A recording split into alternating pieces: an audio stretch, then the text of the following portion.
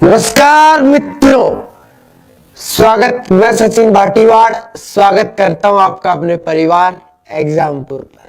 कैसे हो आप लोग? आशा करता हूं बहुत अच्छे होंगे। प्यारे बच्चों, आज की आपकी ये क्लास पंचवर्षीय योजनाओं का अंत। 8 पंचवर्षीय योजनाएं पढ़ चुके हैं, 9वीं 10वीं 11वीं और 12वीं डिटेल के साथ। फिर इंडिया विजन 2020, ये 2 टॉपिक आज की क्लास में हम पूरे कर लेंगे शानदार तरीके से। फिर आपके कुल टोटल 2 टॉपिक इकोनॉमिक्स के कंप्लीट हो जाएंगे। कल से एक नए टॉपिक को लेकर के हम चलने का काम करेंगे। तो आज पढ़ेंगे 9वीं 10वीं 11वीं 12वीं पंचवर्षीय योजनाएं और इंडिया विजन डॉक्यूमेंट 2020 का जो विजन दृष्टि पत्र जारी किया था भारत सरकार ने 2002 में, उसको पढ़ेंगे। 2020 तक क्या लक्ष्य रखे गए थे, आज वर्तमान में 2020 चल गई है, उन लक्ष्यों के ऊपर कितना काम हुआ है, उसकी रिपोर्ट आपका नीति आयोग प्रस्तुत करेगा दिसंबर 2020 में। तो चलिए साथियों, क्लास को स्टार्ट करते हैं बिना किसी देरी के। दिल थाम के बैठ जाओ, अपना शानदार तरीके से पानी वानी का जुगाड़ करके आराम से बैठा रहना। ये भंडारा चलेगा बहुत लंबा, 2 घंटे का। चलो आ जाओ, देखो स्टार्ट होगी आपकी क्लास। हेडिंग लगा लो 9वीं पंचवर्षीय योजना। स्टार्ट। चलो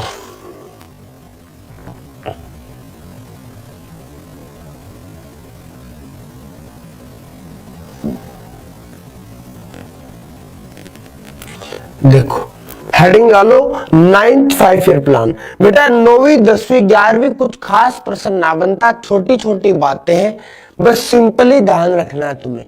9वीं 10वीं 11वीं कोई खास प्रश्न नहीं बनता, इनका समय काल वगैरह पूछ सकता है, या फिर इनकी प्राथमिकता पूछ सकता है, या फिर 1 2 3 4 5 कुछ अच्छे प्रश्न उनकी सबको मैंने इंक्लूड कर लिया है। सबसे पहले हेडिंग लगाओगे 9th 5 ईयर प्लान, 9वीं पंचवर्षीय योजना। सबसे पहले हेडिंग लगाओगे, क्या हेडिंग लगाओगे?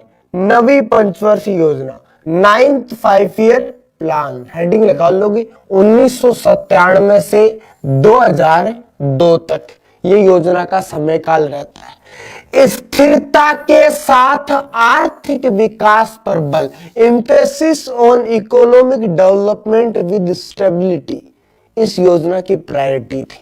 इस योजना की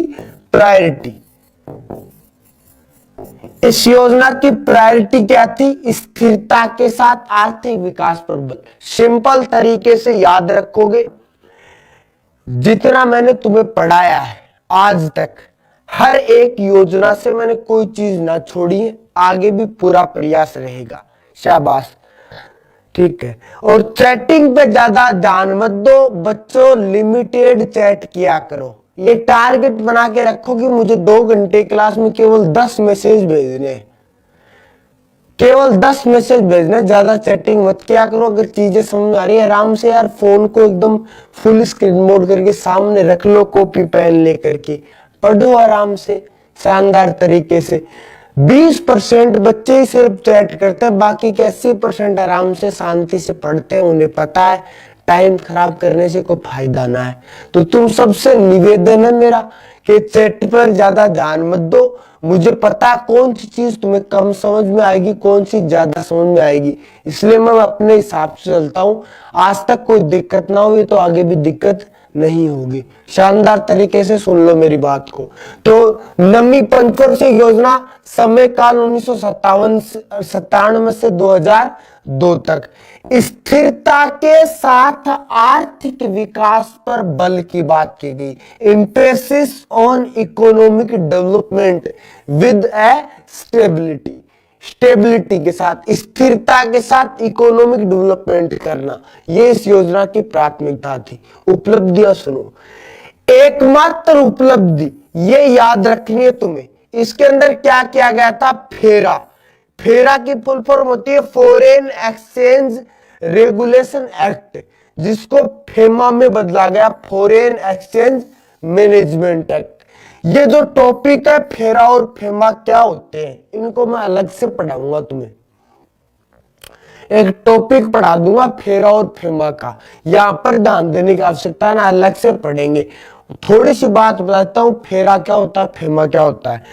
फेरा पहले था, आजकल फेरा खत्म हो गया। 1 जून 2002 से 2000 से 1 जून 2000 से भारत में फेमा लागू हो गया है। क्या लागू हो गया, FEMA, foreign exchange management act, विदेशी विनिमय प्रबंधन अधिनियम, विदेशी विनिमय प्रबंधन अधिनियम। भारत के अंदर विदेशी निवेश, फॉरेन इन्वेस्टमेंट, भारत के अंदर FDI, foreign direct investment, FII, foreign litigation investment, इन सब चीजों से संबंधित आपका, जैसे कौन भुगतान करेगा, भुगतान के मध्य कौन से होंगे, आयात कितना होगा, निर्यात कितना होगा, ये सब सारे किस नियमों के तहत होते हैं, फेमा के तहत होते हैं।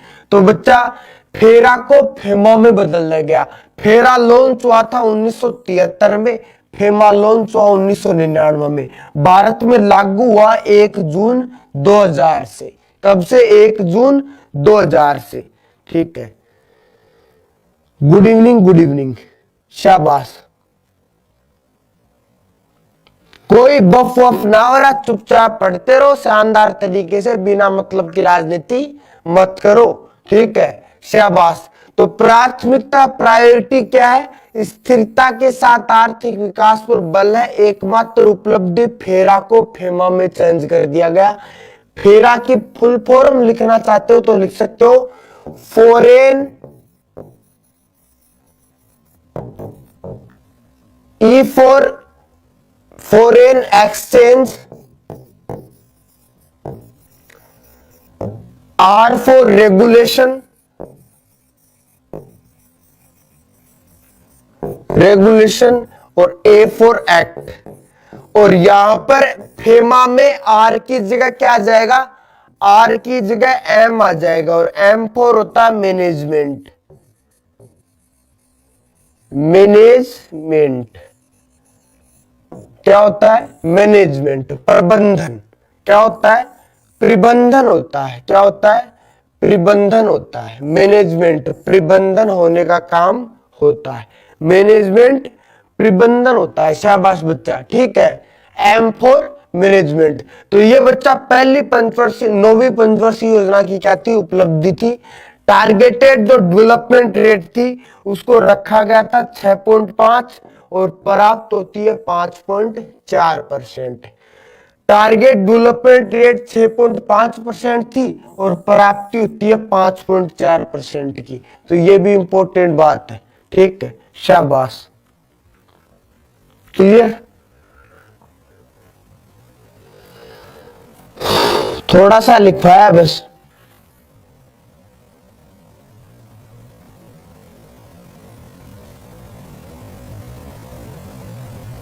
हाँ, 6ठी पंचवर्षीय योजना और 9वीं पंचवर्षीय योजना का जो आपका वो है ना प्राथमिकता, वो सेम है, बिल्कुल सही बात है, याद रखना। 6th और 9th 5 ईयर प्लान दोनों एक है, दोनों की प्रायोरिटी सेम है। क्या है, प्रायोरिटी सेम है, ऊपर हाशिए में लिख लो, दोनों की प्रायोरिटी क्या है, सेम है, एक ही प्रायोरिटी है, प्राथमिकता या टारगेट सेम है इन दोनों का, ठीक है, 9वीं और 6ठी का, ठीक है, 9वीं और 6ठी का, शाबाश, ठीक है। टारगेट डेवलपमेंट 6.5 और प्राप्ति होती है 5.4%। ओके बाबू, क्लियर। ये थी 9वीं पंचवर्षीय योजना। दोबारा देखोगे मेरे साथ, 1 मिनट रिपीट करोगे, 1 मिनट के लिए रिपीट करोगे। क्या रिपीट करोगे, 9वीं पंचवर्षीय योजना का समय काल 1997 से 2002 तक। प्राथमिकता किसको दी गई, स्थिरता के साथ आर्थिक विकास को। फेरा को किसमें बदल दिया गया, फेमा को। सिर्फ डेट याद रखना, फेरा कब हुआ था और फेमा कब हुआ था, ठीक है, शाबाश। टारगेट रेट 6.5% और मिला कितना 5.4%। बोलो क्लियर। ठीक है, शाबाश। आगे आ जाओ 10वीं पंचवर्षीय योजना पर। छोटी छोटी बातें केवल। 10th 5 ईयर प्लान, 10वीं पंचवर्षीय योजना, 10वीं पंचवर्षीय योजना। शाबाश, छोटी सी बात है। 10वीं पंचवर्षीय योजना 2002 से 2007 तक, कि कब तक 2002 से 2007 तक प्रायोरिटी किसको दी गई? एम्फेसिस ऑन इंक्लूसिव ग्रोथ, समावेशी विकास पर। समावेशी सारा सब कुछ करके, कृषि क्षेत्र हो गया, उद्योग क्षेत्र हो गया, सेवा क्षेत्र हो गया, या किसी अन्य क्षेत्र को, सभी क्षेत्रों को मिलाकर के एक आपके इंक्लूसिव ग्रोथ पे क्या दिया गया? क्या दिया गया? आपका वृद्धि पर ध्यान दिया गया, डेवलपमेंट पर ध्यान दिया गया। किस पर बल दिया गया? समावेशी विकास पर। देखो ऐसे याद रखना, 10वीं पंचवर्षीय योजना समावेशी विकास, 11वीं पंचवर्षीय योजना तीव्र सतत समावेशी विकास, और 12वीं पंचवर्षीय योजना में तीव्र सतत समावेशी के साथ संपोषणीय शब्द जुड़ जाएगा। तीव्र सतत संपोषणीय शब्द 12वीं में जुड़ेगा। तो 10वीं 11वीं 12वीं का जो टारगेट है ना, जो आपकी प्राथमिकता है, वो सेम सी है, बस एक एक नामों का अंतर है। जैसे 11वीं में यहां क्या जुड़ जाएगा? फास्ट एंड कंटिन्यूस जुड़ जाएगा। Fast and continuous, fast and continuous.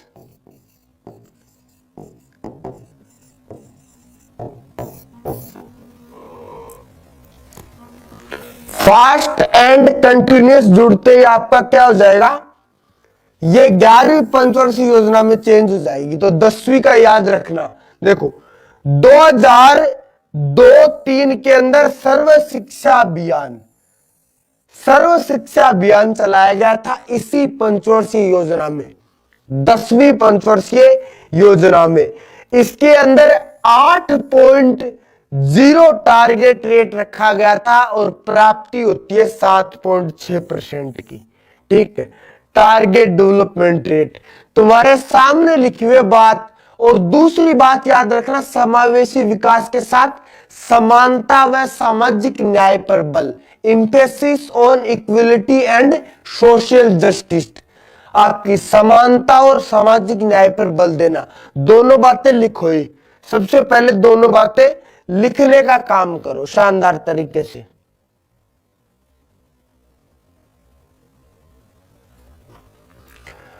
अच्छा, प्रायोरिटी सेम चौथी की और नववीं की है, छठी की ना थी। दिमाग से निकल गया यार। छठी की और नववीं की, छठी की ना बच्चा, याद रखोगे। प्रायोरिटी सेम है ना, प्रायोरिटी सेम, वो मैंने थोड़ी देर पहले आपको छठी बता दी थी ना। नववीं और चौथी 4 नंबर और 9 नंबर सेम प्रायोरिटी में। थोड़ा सा मैंने गलत बता दिया। हाँ बाबू, बिल्कुल याद आ गया, मुझे भी याद आ गया, याद आ गया। जल्दी से उतारो इसको, इसको जल्दी से उतारने का काम करो। शाबाश, जल्दी से उतारो इसको। ठीक है, जल्दी से उतारो इसको।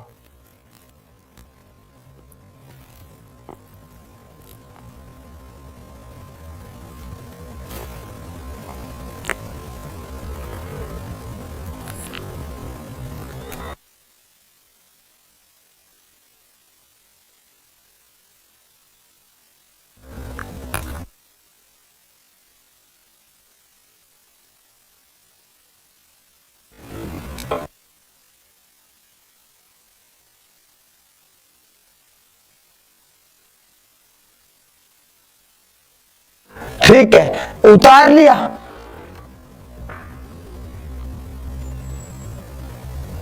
शाबाश शाबाश, ठीक है। ज्यादा फालतू के कमेंटों पे ज्यादा ध्यान मत दो। जो चीजें चल रही है ना, उन पे मजे मजे से उनको काटो, सही रहेगा बाबू। समझा करो बातों को तुम, ठीक है। मस्त यार, काम कितनी अच्छी क्लास चल रही है, शानदार तरीके से कंटेंट मिल रहा है।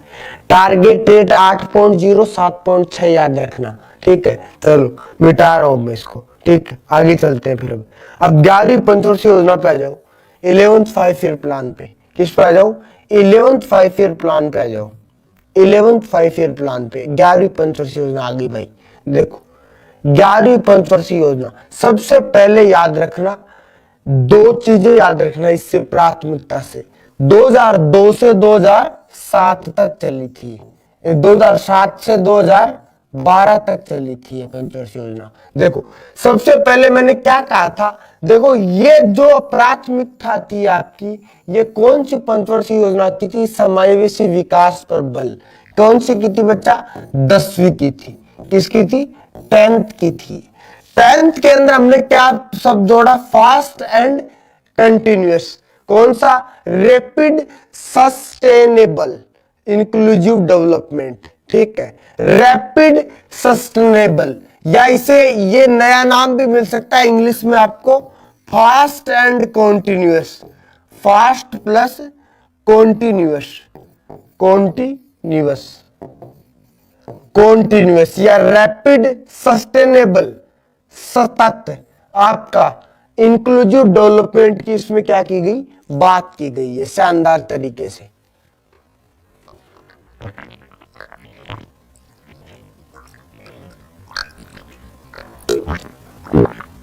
ठीक है,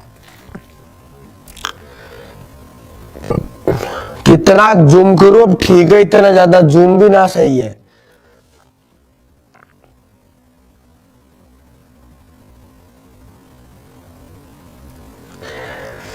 बेटा फालतू के कमेंट मत करो, समझा करो बात को, पढ़ लो चुपचाप, खच्चड़ो, शर्म कर लो थोड़ी सी। दूसरी बात बच्चा, कृषि उत्पादन में वृद्धि के लिए सेकंड हरित क्रांति पर बल। किसके लिए? Second green revolution in to increase agriculture production. आपके कृषि उत्पादन में वृद्धि करने के लिए द्वितीय हरित क्रांति पर बल दिया गया 11वीं पंचवर्षीय योजना में। 2007 से 2012 के बीच में भारत के अंदर दोबारा खाद्यान्न संकट उत्पन्न होने की स्थिति आ गई, तो सरकार ने क्या किया?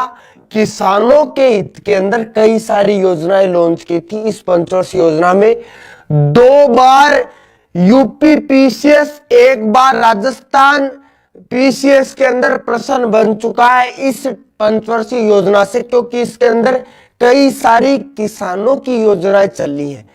बाबू देखेंगे कौन कौन सी योजनाएं चली है मेरे साथ। सबसे पहले इसका टाइम पीरियड लिखोगे और इसकी प्राथमिकता लिखोगे। 2 प्राथमिकता लिखोगे इसकी, एक तो ये वाली, और या फिर ऑप्शन में ये भी मिल सकता है तुम्हें। कृषि उत्पादन में वृद्धि के लिए हरित क्रांति पर बल। एक बार तो यूपी पीसीएस में पूछा गया था ये प्रश्न। यूपी पीसीएस में क्या प्रश्न पूछा गया था कि द्वितीय हरित क्रांति के ऊपर बल किस पंचवर्षीय योजना में दिया गया? तो बच्चा सिंपल सी बात थी, किसके अंदर? 11वीं पंचवर्षीय योजना में दिया गया था। किसमें दिया गया था? 11वीं पंचवर्षीय योजना में दिया गया था। अब मेरे साथ कृषि की योजनाओं पढ़ोगे। उतार लिया इसको, चलो अब कृषि की योजना पढ़ो। देखो सरकार द्वारा 5 योजनाएं चलाएगी। कितनी योजनाएं चलाएगी?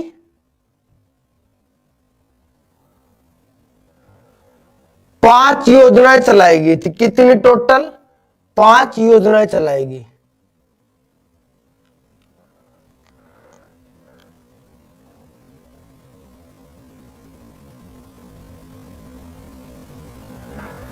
पांच योजनाएं चलाएगी कर सरकार द्वारा।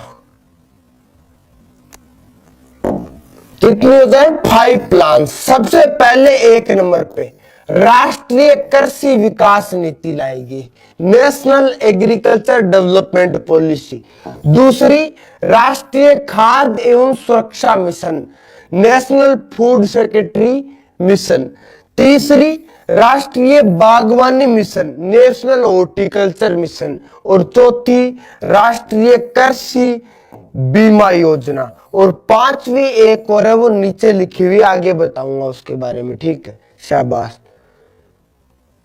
पहली हरित क्रांति तीसरी पंचवर्षीय योजना में नहीं लाई गई थी बेटा, प्रथम योजना अवकाश में लाई गई थी 66-67 में, पहली हरित क्रांति। और दूसरी का प्रयास किसमें किया गया था, इस 11वीं पंचवर्षीय योजना में किया गया था, आपके कृषि उत्पादन को बढ़ाने के लिए, एग्रीकल्चर प्रोडक्शन को इंक्रीज करने के लिए सेकंड ग्रीन रिवोल्यूशन पर क्या किया गया था, फोकस किया गया था। शाबाश।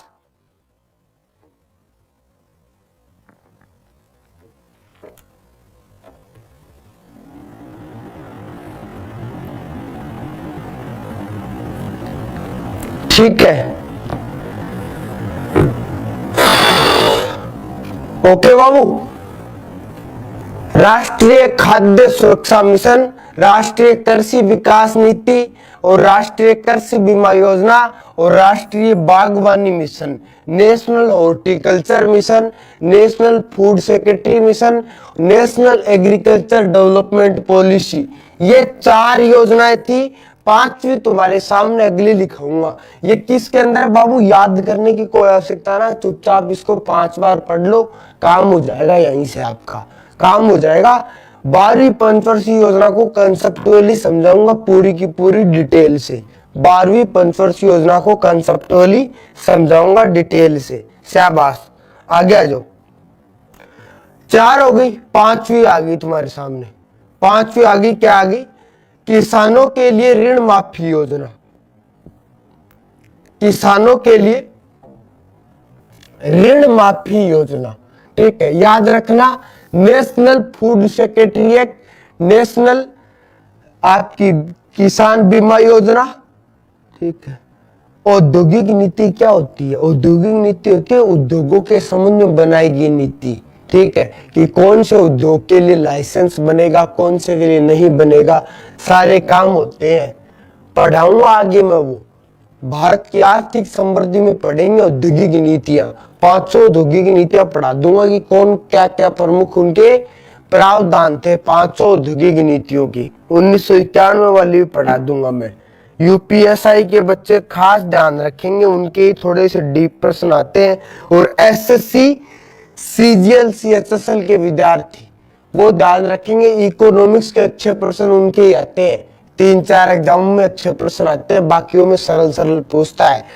टारगेट रेट 9.9% रखी गई थी।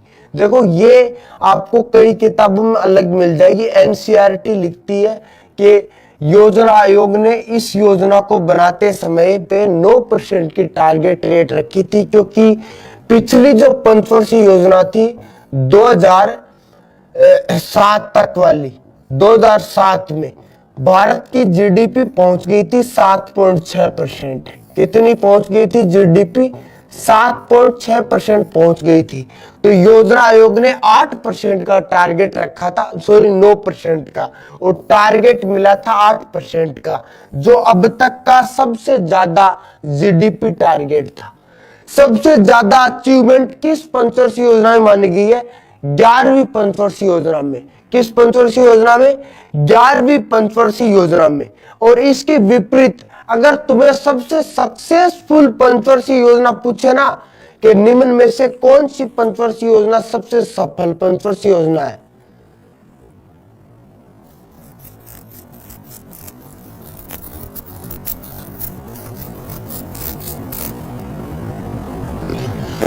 तो तुम 8वीं का और 11वीं का दोनों साथ नाम ले सकते हो। तो बच्चा याद रखना 2007 में भारत की जीडीपी 7.6% प्राप्त होती है, इसलिए गवर्नमेंट ने टारगेट रखा था 9% का, लेकिन प्राप्त कितनी हुई जीडीपी, 8% जीडीपी प्राप्त हुई, जो अब तक की सबसे ज्यादा जीडीपी है, जो अब तक की सबसे ज्यादा जीडीपी है। याद रखोगे, ये 11वीं पंचवर्षीय योजना कंप्लीट हो गई है। अब टॉपिक आएगा तुम्हारा सबसे मस्त, पंचवर्षीय योजनाओं का अंत और 12वीं पंचवर्षीय योजना। बोलो क्लियर, इसको उतारो, ऐसा कैसा उतारो, जल्दी से उतार लो इसको शानदार तरीके से, शाबाश।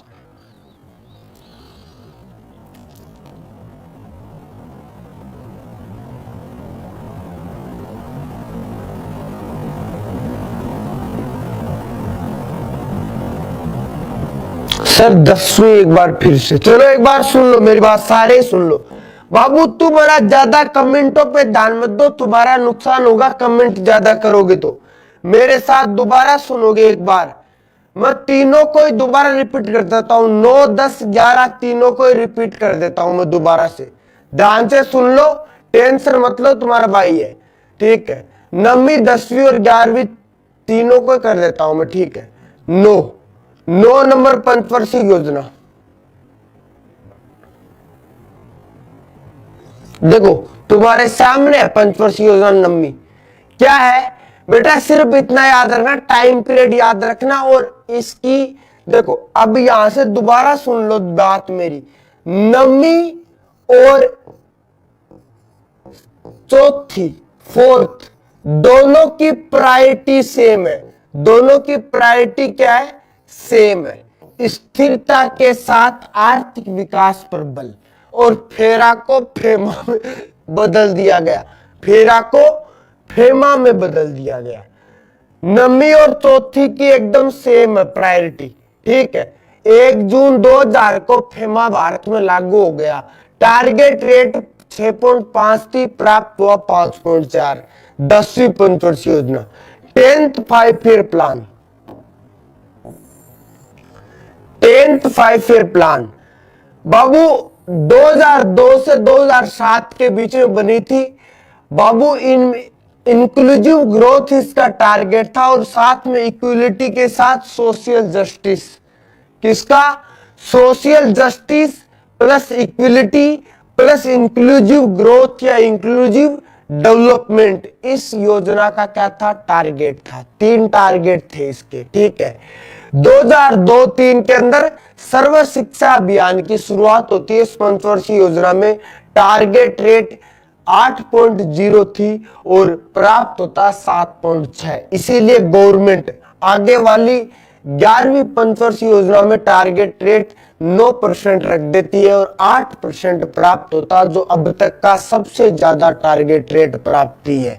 11वीं पंचवर्षीय योजना आपके लिए 2 बातें याद रखना, 11वीं पंचवर्षीय योजना से प्रश्न बन चुका है, सरल प्रश्न बना है हर बार, याद रखना। 2007 से 2012 तक योजना थी, तीव्र सतत और समावेशी विकास पर बल दिया गया था, ये बात पक्का याद रखोगे। इसके दो नाम ज्यादा जोड़े हमने अगली से, और आगे एक नाम जोड़ेंगे 12वीं पंचवर्षीय योजना में।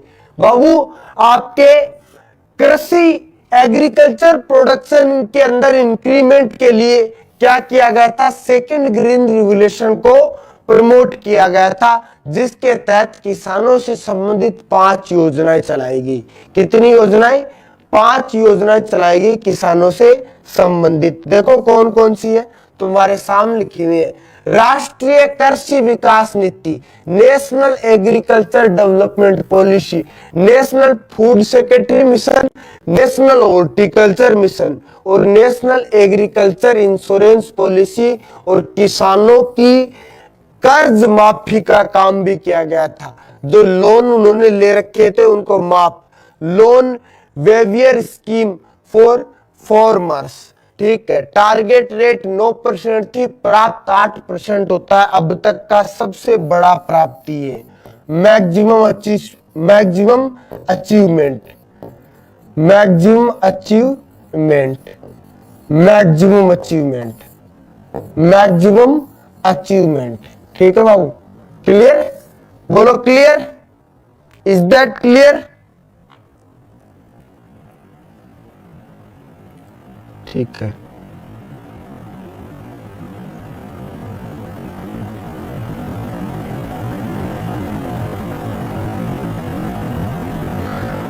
अनिवार्य शिक्षा और प्राथमिकता, अरे अनिवार्य शिक्षा तो सर्व शिक्षा अभियान थोड़ी है खच्चड़ो, वो अलग बात है। अरे यार तुम्हें तो यार, हे भगवान क्या करे तुम्हारा।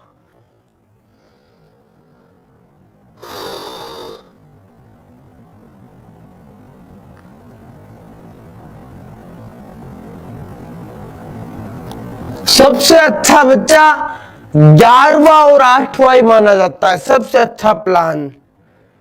अब सुनो, पंचवर्षीय योजनाओं का अंत और 12वीं पंचवर्षीय योजना की शुरुआत। पंचवर्षीय योजनाओं का अंत और 12वीं पंचवर्षीय योजना आपकी अब पढ़ाऊंगा तुम्हें मैं। पंचवर्षीय योजनाओं का अंत और 12वीं पंचवर्षीय योजना, 12th 5 ईयर प्लान। देखो बच्चा, देखो यहां पे तुम्हारे सामने याद रखना, तीव्र सतत और समावेशी विकास, यह नया शब्द जुड़ा है, न्यू वर्ड, संपोषणीय, फास्ट, कॉन्टिन्यूअस और सस्टेनेबल इंक्लूसिव डेवलपमेंट। आपका इसका क्या है, संपोषणीय समावेशी विकास टारगेट। संपोषण का अर्थ होता है सब कुछ को और भी ज्यादा मिला करके, समावेश करके सभी चीजों को फास्ट कॉन्टिन्यूस करके विकास करना। तीव्र सतत और संपोषणीय समावेशी विकास है 12वीं पंचवर्षीय योजना का, जो 2012 से 17 तक। यहां पर ये लास्ट 5 ईयर प्लान है। क्या आपका लास्ट 5 ईयर प्लान है। अब सुनो मेरी बात, अब मैं आपको इसको डिटेल से पढ़ाऊंगा, 12वीं पंचवर्षीय योजना को एकदम डिटेल से। आर्थिक आधार पर क्या टारगेट थे, स्वास्थ्य के आधार पर क्या टारगेट थे, सबकी एक एक करके बात करेंगे। लॉकडाउन खुलेगा बाबू, खुलेगा।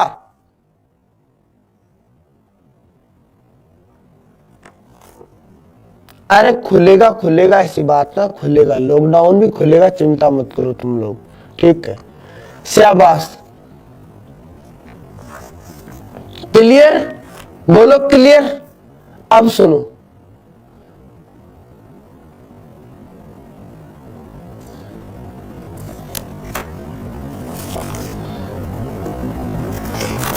ठीक है।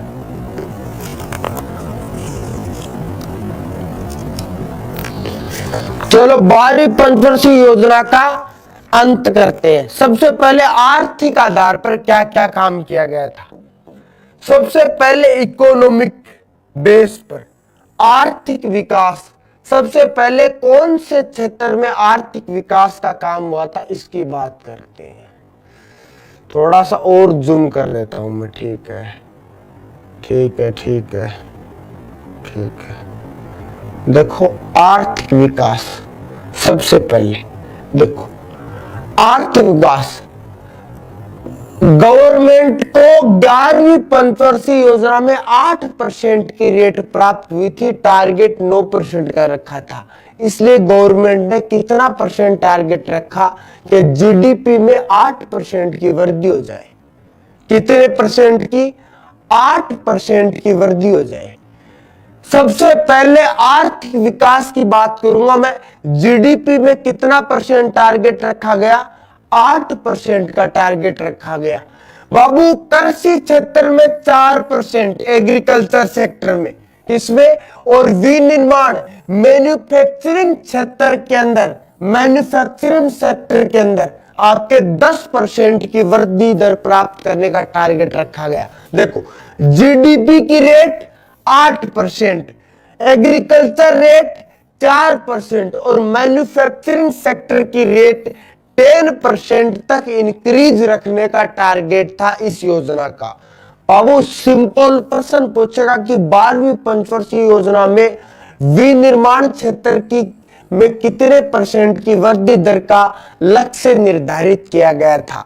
कितना परसेंट का, 10% का। दोबारा सुन लो मेरी बात, अलग अलग सेक्टर वाइज बताऊंगा। पहले आर्थिक आधार पर करेंगे, फिर गरीबी और रोजगार की बात करेंगे, फिर शिक्षा की बात करेंगे, फिर स्वास्थ्य की बात करेंगे, फिर पर्यावरण की बात करेंगे, फिर आपके रूरल सेक्टर की बात करेंगे। किसकी बात करेंगे, रूरल सेक्टर की। हर एक सेक्टर के अनुसार बताऊंगा फुल डिटेल से 12वीं पंचवर्षीय योजना को। शाबाश शाबाश।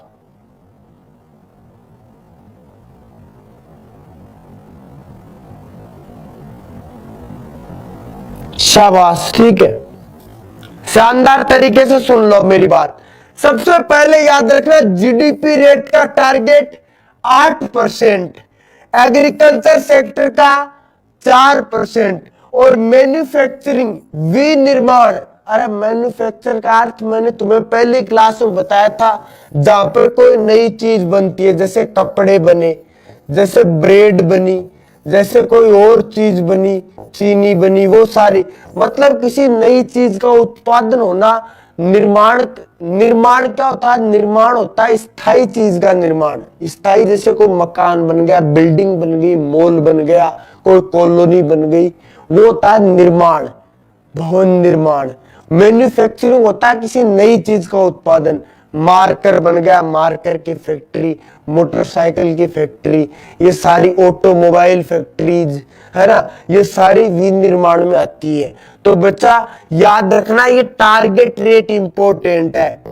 ये टारगेट रेट ही पूछता है एग्जामिनर हमेशा कि जीडीपी का टारगेट कितना रखा गया था, एग्रीकल्चर का कितना था, मैन्युफैक्चरिंग का कितना था। क्लियर? शाबाश। ये दो बातें तो आर्थिक सेक्टर की हो गई। अब आगे बात करते हैं गरीबी और रोजगार की। किसकी बात करते हैं? दूसरे नंबर पे बात करते हैं गरीबी और रोजगार की।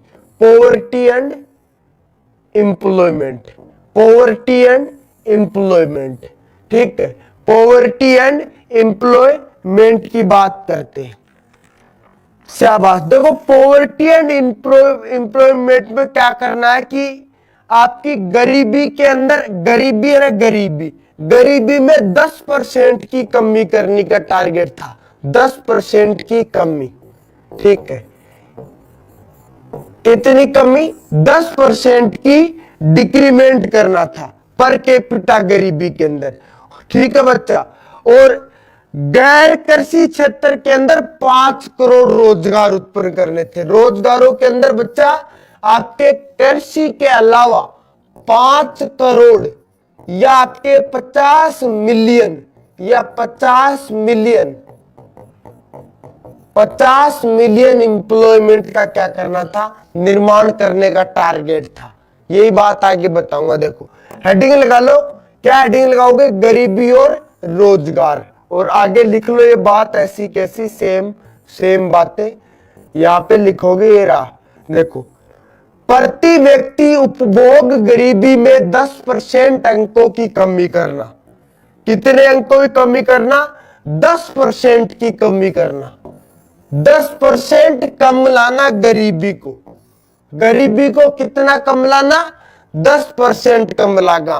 गैर कृषि वर्ग, non agriculture category, non agriculture category में 5 करोड़ या 50 मिलियन रोजगारों का सृजन करना। ये 50 मिलियन कोष्टक में इसलिए लिखा है कि खच्चड़ों को पता नहीं होता, वो पूछ लेगा कि 12वीं पंचवर्षीय योजना के अंदर कितने मिलियन का टारगेट रखा गया था। तो तुम लोग कहोगे गुरुजी आपने तो 5 करोड़ बताया था, ये 50 मिलियन आंसर कैसे सही हुआ? तो 5 करोड़ को 50 मिलियन कहते हैं। अगर तुम्हें ना पता हो तो बता देता हूं। 1 मिलियन में 10 लाख होते हैं। 1 मिलियन में कितने होते हैं? 10 लाख होते हैं। तो 50 मिलियन में कितने हो गए? 5 करोड़ रोजगार। किसके अंदर? आपके गैर कृषि क्षेत्र में। बेटा एग्रीकल्चर सेक्टर को छोड़कर, चाहे वो मैन्युफैक्चरिंग सेक्टर हो, चाहे वो आपका कंस्ट्रक्शन सेक्टर हो, चाहे वो कोई सा भी सेक्टर हो जिसके अंदर इंडस्ट्री सेक्टर हो, चाहे ऑटोमोबाइल सेक्टर, कोई से भी सेक्टर में हो, 5 करोड़ रोजगार सृजन का टारगेट रखा गया था 2017 तक भारत सरकार का। ठीक, शाबाश। नरेगा तो बेटा 2006 में आई थी। नरेगा की बात तो अलग टॉपिक के रूप में पढ़ाऊंगा नरेगा को, तो है ना। नरेगा तो एक टॉपिक ही, एक तरीके का बड़ी स्कीम है वो, तो उसको तो टॉपिक के रूप में पढ़ेंगे। तुम चिंता मत करो, तुम्हें ऐसी इकोनॉमिक्स पढ़ा दूंगा, तुम पीसीएस को टच करना। विद्या कसम खा के कहता हूं, एक सिंगल टॉपिक ना छोड़ने वाला। मेरे पास खूब टाइम पड़ा, टेंशन मत लो, तुम लोग मस्त मस्त नोट्स बना के पढ़ाऊंगा तुम्हें। शाबाश बाबू, क्लियर। देखो सबसे पहले याद रखना, कृषि क्षेत्र के अंदर कितनी परसेंट की वृद्धि? 4% की वृद्धि। जीडीपी में 8% की वृद्धि। मैन्युफैक्चरिंग सेक्टर के अंदर 10% की वृद्धि। और 10% ही गरीबी को कम करना और 5 मिलियन रोजगार उत्पन्न करना। किसके अंदर? नॉन एग्रीकल्चर कैटेगरी के अंदर, नॉन एग्रीकल्चर कैटेगरी में। अब बाबू 2 बातें हो गई। अब तीसरी बात पर जो शिक्षा के क्षेत्र में क्या काम टारगेट रखा गया? एजुकेशन के सेक्टर में, ठीक है, एजुकेशन के सेक्टर में। तो सबसे पहले याद रखना ये बात, एक बात काम किया गया कि प्रत्येक उम्र समूह आपके ईच एज ग्रुप के लिए 20 लाख अतिरिक्त सीटों का सर्जन उच्चतर शिक्षा तक बढ़ाना। आपकी यूनिवर्सिटीज, आपकी कॉलेज, आपके रिसर्च इंस्टीट्यूट में कम से कम 2 मिलियन एक्स्ट्रा सीट बनाने का टारगेट था उच्च शिक्षा के लिए। हायर एजुकेशन के लिए 20 लाख नई सीटों के सर्जन का टारगेट रखा गया था एजुकेशन में। याद रखो, शाबाश।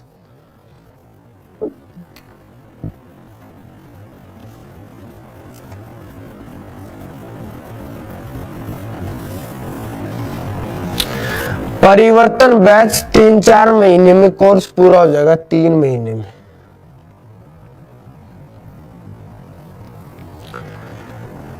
बोलो क्लियर? कितना? प्रत्येक उम्र समूह के लिए 20 लाख 2 मिलियन एक्स्ट्रा सीटों के सर्जन। किसके लिए? हायर एजुकेशन के लिए। Increase access to higher education by creating 20 lakhs और 2 million additional seats for each age group. Extra सीटों का निर्माण, अतिरिक्त सीटों का निर्माण किसके लिए? उच्चतर शिक्षा के लिए, हायर एजुकेशन के लिए। हायर एजुकेशन कहते हैं स्कूल, कॉलेजेस को, यूनिवर्सिटीज को, आपके विश्वविद्यालय, शोध संस्थान, इनको कहा जाता है यूजीसी के थ्रू चाहे नेट के थ्रू, ठीक है। ओके बाबू, क्लियर? लिख लिया? ये एजुकेशन के सेक्टर में हो गया। अब बाबू एजुकेशन के बाद बात करते हैं हेल्थ सेक्टर की बात। किसकी बात करते हैं? हेल्थ सेक्टर की बात करते हैं, ठीक है। एजुकेशन हो गया, अब शिक्षा की बात कर लेते हैं। किसकी बात कर लेते हैं? शिक्षा की हो गया भाई। एजुकेशन के बाद अब हेल्थ सेक्टर की बात करते हैं, स्वास्थ्य की।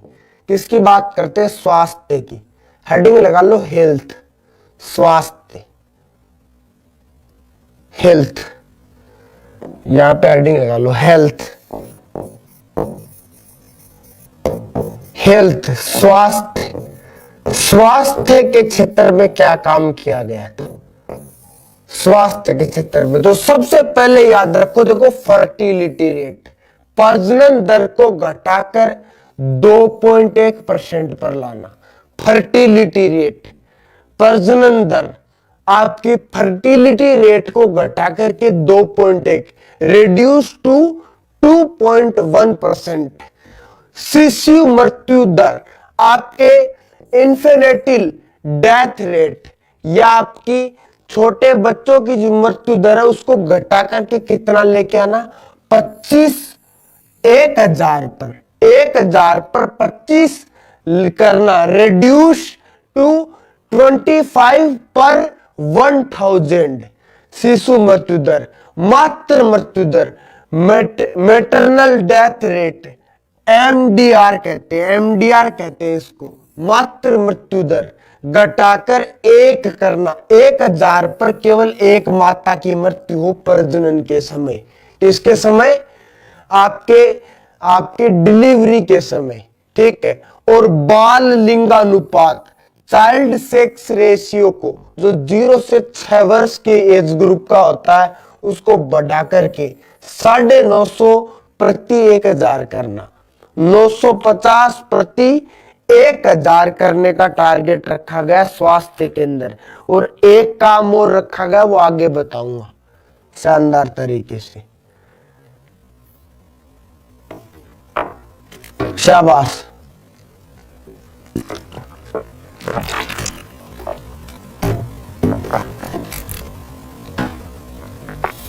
शाबाश, ठीक है।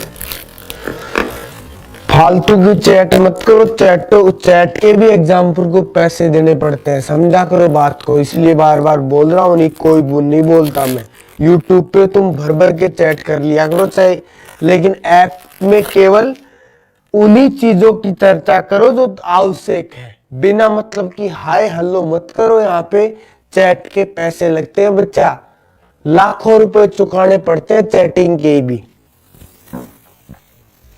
क्लियर?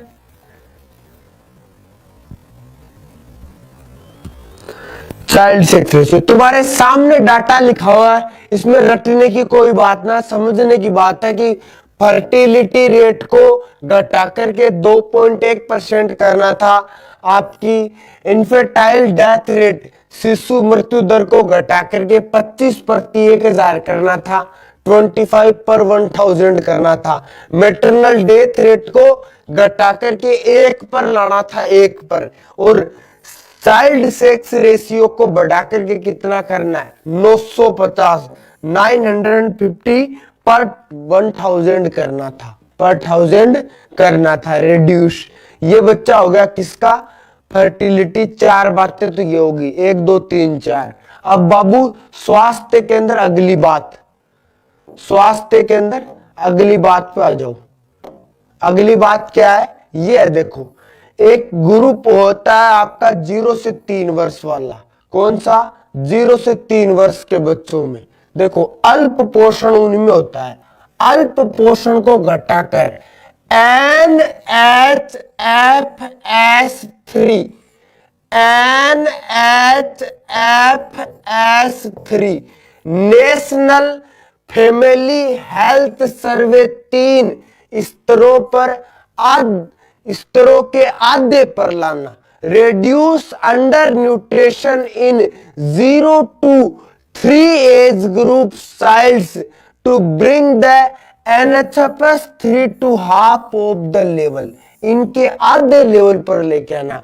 ये बच्चा नेशनल फैमिली हेल्थ सर्वे का तीसरा स्तर है। ये क्या काम करता है, ये भारत के स्वास्थ्य मंत्रालय के तहत अधीन एक संस्थान है जो ये क्या काम करती है, ये फैमिलीज पर सर्वे करती है, किसके लिए, न्यूट्रिशन की पूर्ति के लिए, कि छोटे बच्चों को कितना न्यूट्रिशन मिल रहा है, कैसे मिल रहा है, इसकी बात।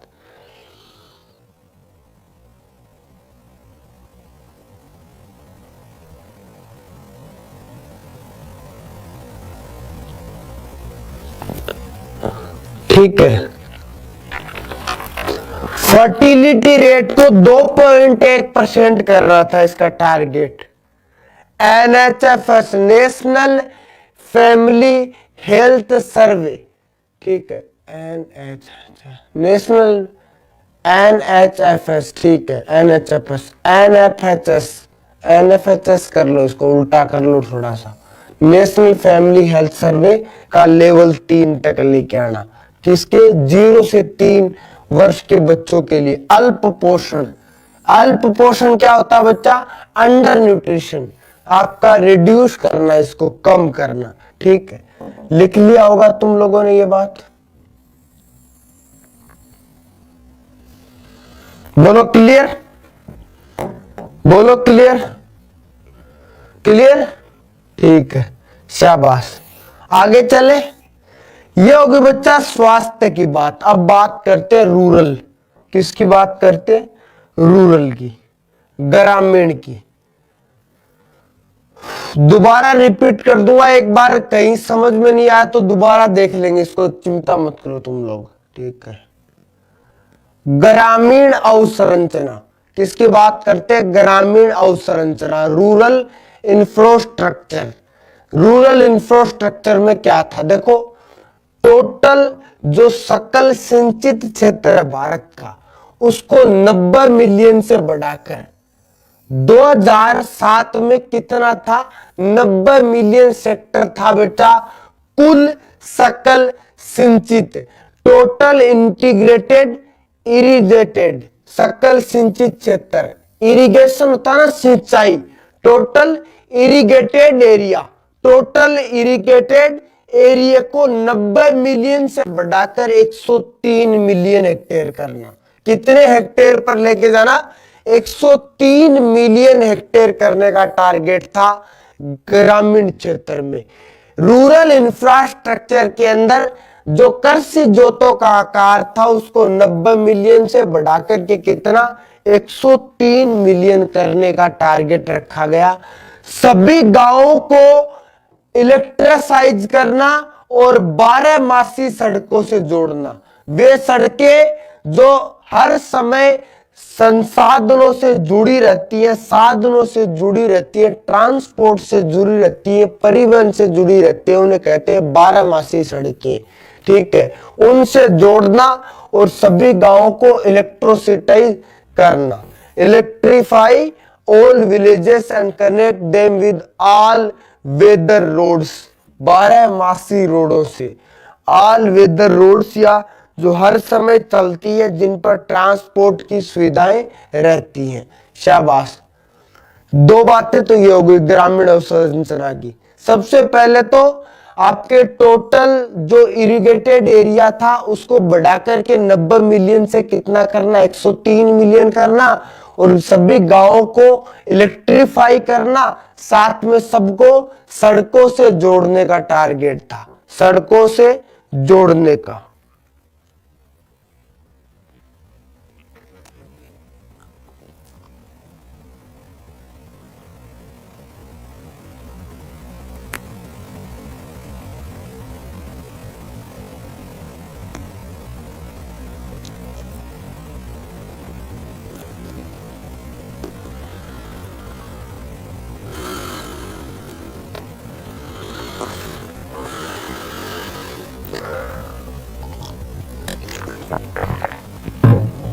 बेटा तुम ये हाथ जोड़िए कि निवेदन है, एक तो कितने घंटे की क्लास है, हमारे पास नोटिफिकेशन नहीं आता, कितनी देर और टलेगी तलाश। अरे तुम खच्चड़ हो क्या एकदम निकृष्ट। तुम्हें पता नहीं 5 से 7 रोज क्लास होती है, 1.5 से 2 घंटे के बीच में क्लास लेता हूं मैं। कल भी कहा था मैंने, आज कह दिया था। और क्या नोटिफिकेशन हुआ? 5 बजे का याद करके रख लोगे, हमेशा 5 बजे याद रखोगे। 5 बजे क्लास होती तो होती। तुम्हारे लिए आदमी इतनी मेहनत करा, पूरी पूरी रात रात भर जाग जाग के डाटा इकट्ठा कर रहा है, खच्चड़ फिर भी नहीं पढ़ रहे। अरे कहां ना मिलेगा? अगर तुम्हें विश्वास ना तो ढूंढ लेना अपनी किताबों से, गूगल से, अगर ऐसा कंटेंट मिल जाए तो। तुम्हें पूरी पूरी रात इन्वेस्ट हो जाती है इतना सा 2 घंटे का कंटेंट बनाने के लिए,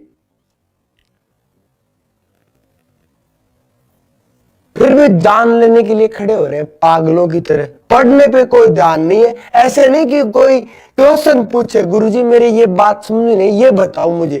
खच्चड़ कमेंट कर रहे हैं बस बिना फालतू में। 100 बार कह दिया कि कमेंट मत करो, कमेंट मत करो ज्यादा। समझते ही नहीं है यार, सर पर चढ़ा लिया तुम्हें।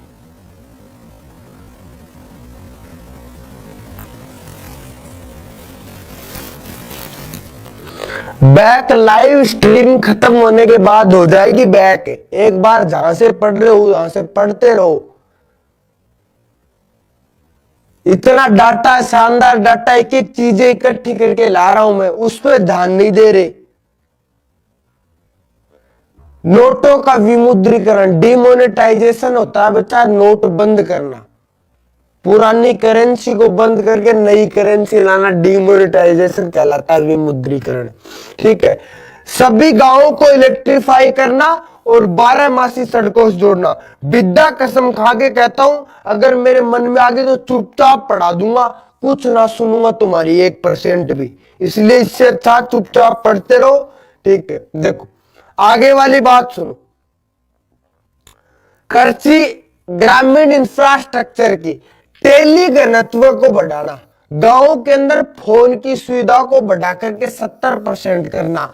100 आदमियों में से गांव के 70 आदमियों के पास टेलीफोन की सर्विस को पहुंचाने का टारगेट रखा गया। टेली घनत्व को बढ़ा करके कितना करना, 70% करने का टारगेट रखा गया था ग्रामीण अवसंरचना में। बाबू इंफ्रास्ट्रक्चर की ये बातें तुम्हें मजाक लग रही होंगी, लेकिन ये प्रश्न पूछ लेता है एग्जामिनर। ठीक, शाबाश।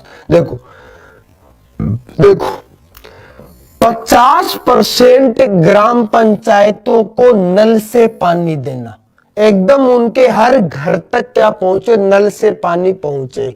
और 50% गांव को निर्मल गांव का दर्जा देना, ये टारगेट था।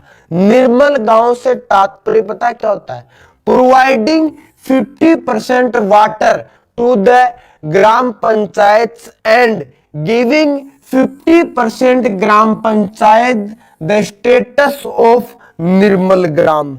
निर्मल ग्राम होता है कि ऐसा ग्राम जिसके अंदर भौतिक सुख सुविधाएं सारी हो, पानी, पेयजल, टीकाकरण, वैक्सीनेशन की, टेलीफोन की सुविधा, सड़कों से जुड़ा हुआ है, मुख्य जिला स्तर की सड़क से जुड़ा है, और आपका उसके अंदर प्राथमिक उपचार के सारे साधन है, पशु चिकित्सा के सारे साधन मौजूद होते हैं, साफ सफाई में एक नंबर है वो।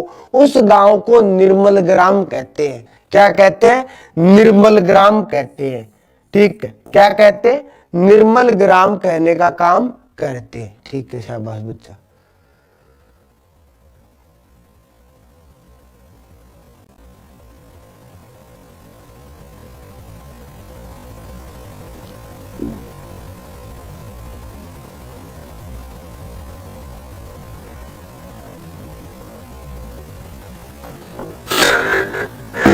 फर्टिलाइजर बता रहा है उर्वरक। हाँ तो फर्टिलिटी, प्रजनन को क्या कहूं अब तुम्हारे लिए, मैं कोई नया शब्द जुनाऊं का, शेक्सपियर बन जाऊं है? चढ़ शर्म नहीं आ रही थोड़ी बहुत है? अरे डूब मरो, ये भगवान, कुछ का तो भगवान ही मालिक करे। उनको तुम कितना अच्छा पढ़ा दो, कुछ कर दो, वो कोई ना कोई कमी निकालते हैं। ये मास्टर गलती क्या कर रहा है, इसको पकड़ लो बस तुम। प्रभु ये देख लो ध्यान से, पीसीएस लेवल टच करवा रहा हूं। कोई जरूरत ना थी मुझे 12वीं पंचवर्षीय योजना पढ़ाने की, चुपचाप से 12वीं की उपलब्धि बताता और बात खत्म करता। ठीक है, मुझे कोई आवश्यकता नहीं इतना डिटेल में जाने की, विजन डॉक्यूमेंट्री करवाने की। लेकिन ढूंढते रहना पन्नों में। मैं यकीन दिला के कहता हूं, तुम चाहे 500 रुपए की किताब खरीद लेना, लेकिन चीजें मिल जाएंगी, लेकिन तुम्हारा पढ़ने में मन लग जाए तो मेरी गारंटी है बच्चा, मैं 10 किताबें पढ़ के तुम्हारे लिए कंटेंट बना रहा हूं। क्यों भाई, मुझे क्या जरूरत पड़ रही है? क्यों क्यों पड़ रही है? बाबू समय की महत्व को समझो। अगर एक चीज में बंद कर रहोगे ना, सब्जेक्ट को ऐसा मॉडरेट तरीके से पढ़ो कि कोई भी एग्जाम दो वनडे। परिवर्तन बैच का टारगेट ही हमारा ये है कि एक बार बच्चे ने पढ़ लिया ना तो उसको दोबारा पढ़ने की आवश्यकता ना पड़े, बार बार के झंझटों से खत्म हुई बात। बहुत तंग आ गए अब इसके लिए।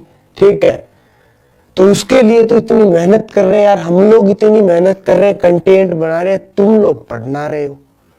बकवास बातें करवा लो बस, फकोस बाजी तुमसे। ठीक, शाबाश, दोबारा देख लो। तो सभी गांवों में 50% ग्राम पंचायतों के अंदर नल से पानी देना और 50% को निर्मल ग्राम का दर्जा देना। ठीक है, शाबाश। ये बच्चा होगी आपके किसकी बातें होंगी।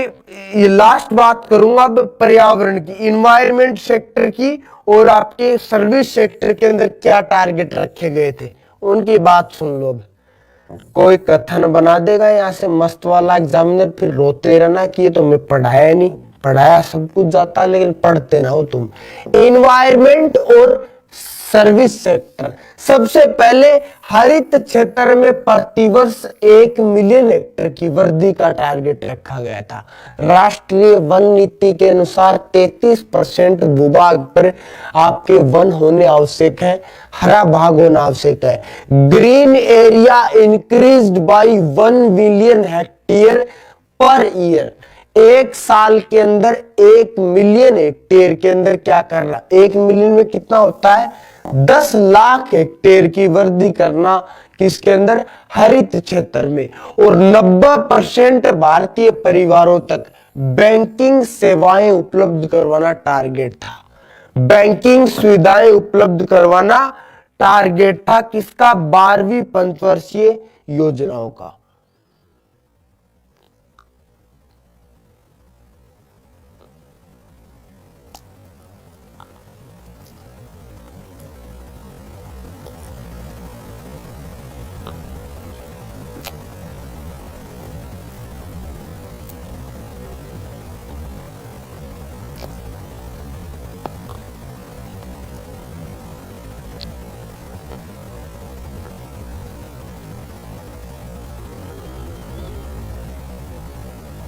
सर 1987 में हुई थी सेकंड ग्रेन रिवॉल्यूशन।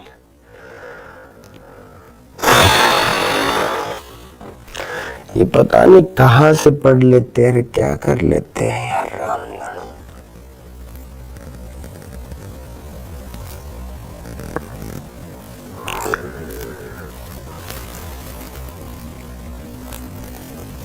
देखो मैं अगर एक एक बच्चे का जवाब देने बैठा ना क्लास में, तो फिर क्लास में पढ़ाया नहीं जाएगा मेरे से। तुम जितना समझ में आ रहा ना तुम्हें, उतना समझ लो तुम, ठीक है। मेरी 4 बजे की क्लास होती है यूट्यूब के ऊपर एनटीपीसी की, 4 बजे से 4:30 बजे तक। उस क्लास के अंदर हिस्ट्री पढ़ाता हूँ मैं, उसके नीचे जाकर के ऑफलाइन कमेंट करके बता दिया करो मुझे क्या समस्या होती है क्लास के अंदर। दूसरे दिन जा आकर के चुपचाप शुरुआत के 10 मिनट उन्हीं समस्याओं का समाधान कर दूंगा। एकमात्र ऑप्शन है मेरे पास, यहाँ कमेंट पढ़ूंगा, तुम्हारा टाइम खराब होगा ना, टाइम पर कोर्स हो पाएगा मेरे से, ठीक है। तो मैं तुम्हें एक बेस्ट आइडिया बताता हूँ। मेरी 4 बजे NTPC group D Rajasthan police पटवार के लिए क्लास होती है हिस्ट्री की, 4 बजे रोजाना। उस क्लास के नीचे आकर के ऑफलाइन कमेंट करके चले जाया करो, चुपचाप चले जाया करो, मैं अपने आप पढ़ लूंगा। जितने भी तुम 10,000 बच्चे हो, कितने 5,000, जितने बच्चे देख रहे हो तुम, सबसे निवेदन है कि शाम को 4 बजे मेरी एनटीपीसी की रोज क्लास होती है। तुम्हारी सारी समस्याएं वहां पे लिख जाया करो ऑफलाइन कमेंट करके, चाहे अच्छी हो चाहे बुरी हो, मुझे फर्क नहीं पड़ता, ठीक है। वहां पे कुछ अच्छी बातें, बुरी बातें, कुछ भी लिख के चला जाया करो, मैं देख लूंगा। दूसरे दिन सेशन स्टार्ट करते ही शुरुआत के 10 मिनट में, चाहे भले ही मैं पन्ने पे लिख के लाऊं, सारी समस्याएं दूर कर दूंगा। पर प्लीज बाबू क्लास को डिस्टर्ब मत करो, समझ नहीं रहे तुम लोग बात के महत्व को, ठीक है, कि ये तुम्हारे लिए खराब है ना। तो समझो बात को, तो टाइम पे कोर्स नहीं हो पाएगा। चलो ठीक है, अब मेरी बात सुनो। 12वीं पंचवर्षीय योजना पूरी हो गई है। अब जिसके समझ में कम आया है ना, मैं एक बार दोबारा 12वीं पंचवर्षीय योजना को रिपीट कर रहा हूं, ध्यान से सुनोगे मुझे। एक बार दोबारा रिपीट कर रहा हूं, ध्यान से सुनोगे, ठीक है। एक बार दोबारा 12वीं पंचवर्षीय योजना को रिपीट कर रहा हूं, ध्यान से सुनोगे, ठीक है। 12वीं पंचवर्षीय योजना को ध्यान से रिपीट कर रहा हूं, ध्यान से सुनोगे एक बार, ठीक है। देखो सबसे पहले याद रखोगे 12वीं पंचवर्षीय योजना का समय काल 2012 से 2017 तक। इसका टारगेट, इसकी प्राथमिकता क्या थी, तीव्र सतत संपोषणीय समावेशी विकास, fast continuous sustainable inclusive development, ठीक है। संपोषणीय समावेशी विकास, महत्वपूर्ण तथ्य, इंपोर्टेंट फैक्ट। बाबू 5 सेक्टरों की बात करेंगे हम लोग। किसकी बात करेंगे, 5 सेक्टरों की बात करेंगे। सबसे पहले आपके इकोनॉमिक डेवलपमेंट की बात करते हैं, आर्थिक विकास की। आर्थिक विकास को ध्यान में रखते हुए भारत की जीडीपी में 8% की वृद्धि का टारगेट रखा गया। एग्रीकल्चर सेक्टर में 4% और मैन्युफैक्चरिंग सेक्टर के अंदर 10% की वृद्धि का क्या रखा गया, टारगेट रखा गया था। ठीक है,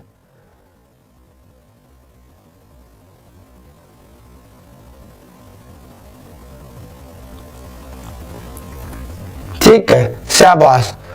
विनिर्माण क्षेत्र की 10% की दर प्राप्त करना था।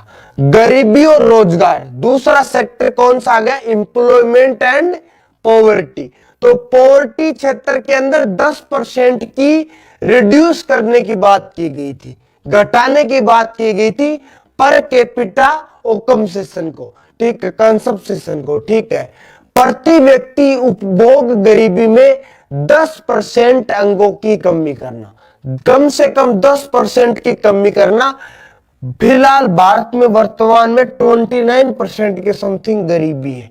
100 में से 29 आदमी गरीब है भारत में, ठीक है। According to Tendulkar committee, Tendulkar समिति के अनुसार भारत की कुल जनसंख्या, रंगराजन ने उसकी समीक्षा की थी, सी रंगराजन ने, ठीक है। रंगराजन कमेटी उसको समीक्षा करके रेट बताती है कितनी, उसकी 29 पॉइंट कुछ % बताती है, उसको कम करके करने का टारगेट था।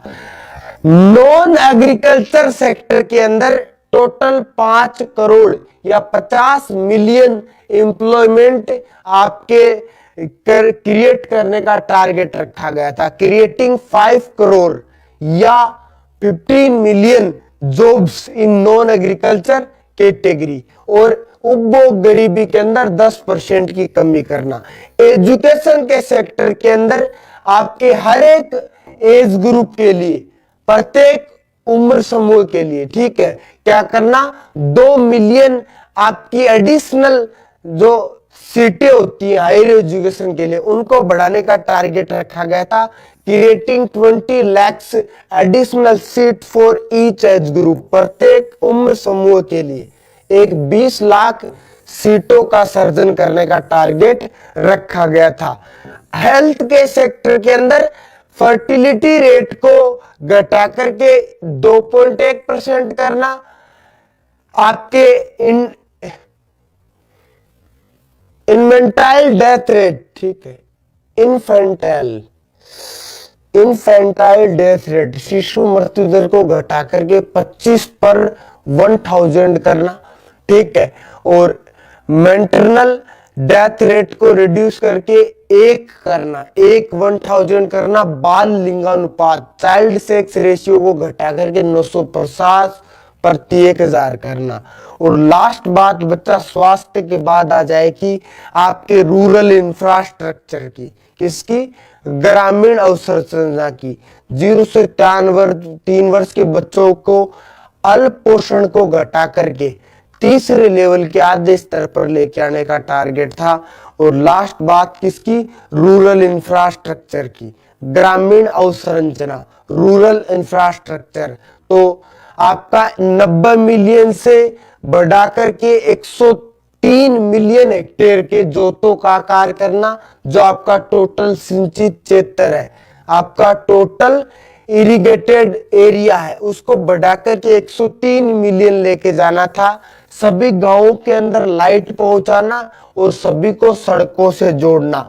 टेली घनत्व को बढ़ाकर 70% करना। 100 में से 70 आदमियों के पास क्या होना चाहिए, टेलीफोन होना चाहिए था, ठीक है। और 50% गांवों को है नल से पानी पहुंचाना और 50% गांवों को निर्मल गांव बनाना। निर्मल गांव बनाने का मतलब ये होता है कि इंफ्रास्ट्रक्चर, जो आपका जो अवसंरचना होती है ना, रूरल इंफ्रास्ट्रक्चर, उसके अंदर स्ट्रक्चर के अंदर क्या होता है, एक प्रकार का बदलाव होता है। आपकी जितनी भी मूलभूत आवश्यकता होती है वो उस गांव के अंदर पूरी मिले, चाहे वो चिकित्सा की हो, चाहे वो शिक्षा की हो, चाहे वो आपके और किसी भी प्रकार की सर्विस हो, वो सारी की सारी मिलेंगी, तो वो मजेदार रहेगा। तो निर्मल ग्राम वाला हो गया। चलो ये बात क्लियर हुई। लास्ट बात हम कर रहे थे पर्यावरण की और सर्विस सेक्टरों की। तो 1 मिलियन हेक्टेयर प्रतिवर्ष बढ़ाना किसका, ग्रीन से एरिया का, और 90% भारतीय परिवारों को क्या करना, बैंकिंग सुविधाएं प्रदान करना। ठीक है,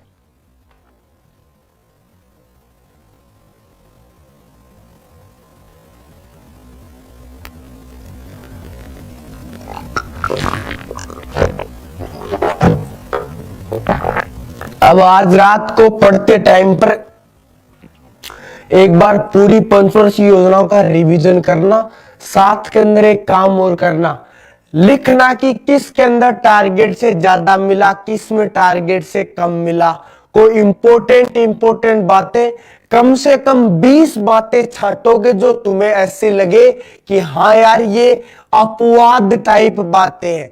जैसे सबसे ज्यादा टारगेट रेट किसमें थी, सबसे कम किसमें थी, सबसे विफल कौन सी थी, सबसे ज्यादा जीडीपी किसमें प्राप्त हुई, और एक चार्ट बनाया उसके अंदर सभी मॉडल लिख लिए, एक चार्ट बनाया सभी प्राथमिकताएं लिख ली।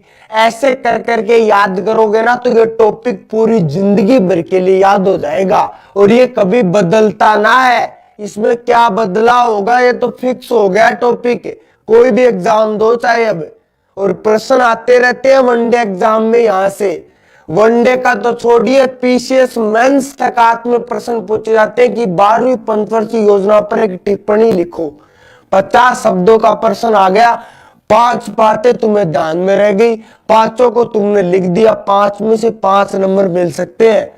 शाबाश बच्चा, ये बात याद रखोगे, ये चीजें बहुत काम आने वाली आगे, मेरा यकीन मानो। अगर तुमने इस बार इकोनॉमिक्स पूरी पढ़ी तो आपको पीसीएस मेंस में दिक्कत ना होगी आगे पढ़ने में। इकोनॉमिक्स आसान विषय बन जाएगा तुम्हारा, आसान सब्जेक्ट बन जाएगा। ठीक है, याद रखोगे इस बात को मेरी को। अब मैं लास्ट में तुम्हें बात बताऊंगा, एक इंपॉर्टेंट बात, कि पंचवर्षीय योजनाओं का भारतीय अर्थव्यवस्था पर क्या प्रभाव पड़ा। Effect on Indian economy of 5 year plan. पंचवर्षीय योजनाओं का भारतीय अर्थव्यवस्था पर क्या प्रभाव पड़ा। ठीक है, क्या प्रभाव पड़ा, भारतीय पंचवर्षीय योजनाओं का भारतीय अर्थव्यवस्था पर क्या प्रभाव पड़ा, क्या लाभदायक थी क्या ये, या फिर क्या इनके द्वारा कुछ गड़बड़ हुई। तो सबसे पहली बात, 3 बातें बताऊंगा इंपॉर्टेंट बात, ये सिर्फ तुम्हारे जनरल नॉलेज के लिए है, कि पंचवर्षीय योजनाओं के कारण राष्ट्रीय आय थी ना भारत की, नेशनल इनकम, उसके अंदर लगभग औसतन 5% प्रतिवर्ष बढ़ोतरी होती रही है। 65 साल के अंदर 5% आपकी नेशनल इनकम में बढ़ोतरी हुई है। किसके अंदर आपके, अगर मैं चाहता तो हर एक पंचवर्षीय योजना की नेशनल इनकम लिखा सकता था आपको कि कितने % की वृद्धि हुई, लेकिन मुझे कोई खास बात नहीं लगी, क्योंकि एक बार भी प्रश्न ना पूछा गया था। अगर तुम्हें पूछे कि 12वीं पंचवर्षीय योजना में आपके कितने % की वृद्धि हुई, तो 8% की वृद्धि हुई। ठीक है, ग्रामीण अवसंरचना का पहला फैक्टर मैं पीछे निकाल के दिखाऊंगा, यहीं से बोल देता हूं, ध्यान से सुन लेना। क्या सुनोगे, ध्यान से सुन लोगे कि आर्थिक विकास, जीडीपी में 8% की वृद्धि का टारगेट था, एग्रीकल्चर सेक्टर में 4% और मैन्युफैक्चरिंग सेक्टर में 10% की वृद्धि का टारगेट रखा गया था। ठीक है, ये पहला बात था। तो याद रखना बच्चा, राष्ट्रीय आय में वृद्धि 5% औसत वृद्धि रही भारत में। कितनी परसेंट, 5% औसत वृद्धि रही, हर साल 5-5% बढ़ती रही। ठीक है, शाबाश, हर साल लगभग औसतन 5। सबसे ज्यादा वृद्धि 11वीं पंचवर्षीय योजना में, नेशनल इनकम में सबसे ज्यादा वृद्धि 11वीं पंचवर्षीय योजना में हुई थी। किसमें हुई, 11वीं पंचवर्षीय योजना में हुई थी। कितनी वृद्धि हुई? लगभग 8.2% की वृद्धि हुई 11वीं पंचवर्षीय योजना में नेशनल इनकम में। कितनी? 8.2% की वृद्धि हुई। अगर 12वीं का पूछे तो 8% वृद्धि थी 12वीं में। 12th में कितनी थी? 8% वृद्धि हुई थी नेशनल इनकम में। और औसतन वृद्धि पूछे तो 5% की हुई थी। कितने की हुई थी? 5% की। ठीक है,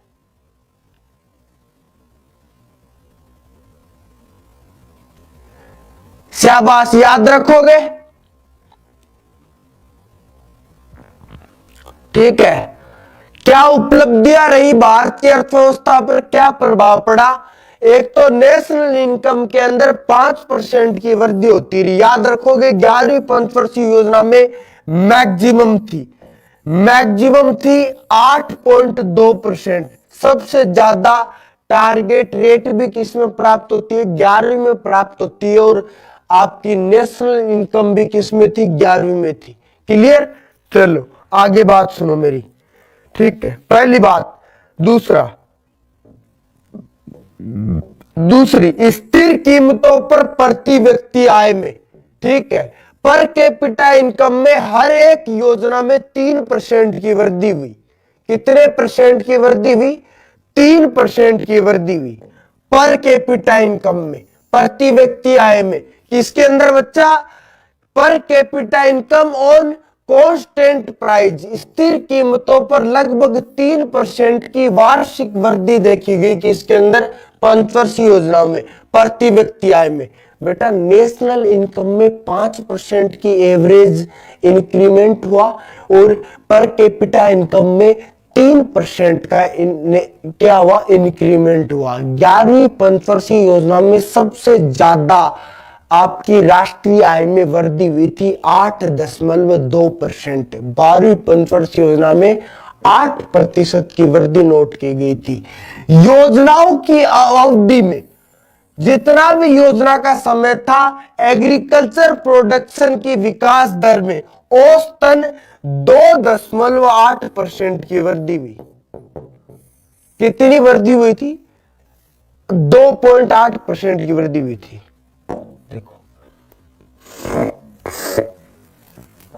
देखो, अगर वो तुमसे पूछे कि पंचवर्षीय योजनाओं में नेशनल इनकम पर में कितनी, NTIO, नेशनल इनकम में इंक्रीमेंट कितना परसेंट? इंक्रीमेंट कितना percent increment? 5% per year national income में। पर कैपिटा इनकम क्या होती है आपकी? प्रति व्यक्ति आय में कितनी बच्चा? 3% की वृद्धि, 3% पर ईयर। कितनी परसेंट की? 3% पर ईयर की वृद्धि नोट की गई थी। किसके अंदर बच्चा? आपके प्रति व्यक्ति आय में। और कृषि उत्पादन, एग्री प्रोडक्शन,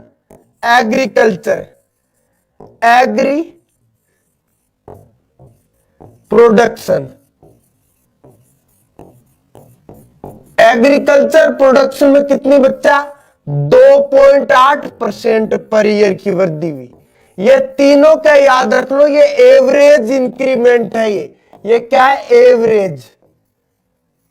एवरेज इंक्रीमेंट, औसतन वृद्धि दर। National income, per capita income और एग्रीकल्चर प्रोडक्शन। ठीक है, ये तीन चीजों को याद रखना, ध्यान से याद रखना कि कितनी कितनी वृद्धि हुई औसतन पंचवर्षीय योजनाओं के कारण। 5%, 3% और 2.8%। शाबाश।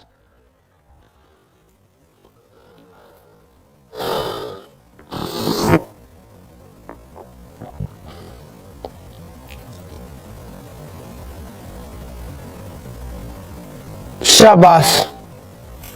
5%, 3%। ठीक है,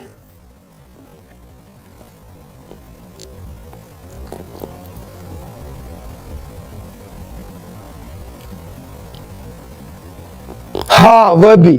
स्थिर कीमत का अर्थ होता बच्चा कि जो चीज एकदम कांस्टेंट रही है उसके ऊपर, स्थिर कीमत पर, ठीक है।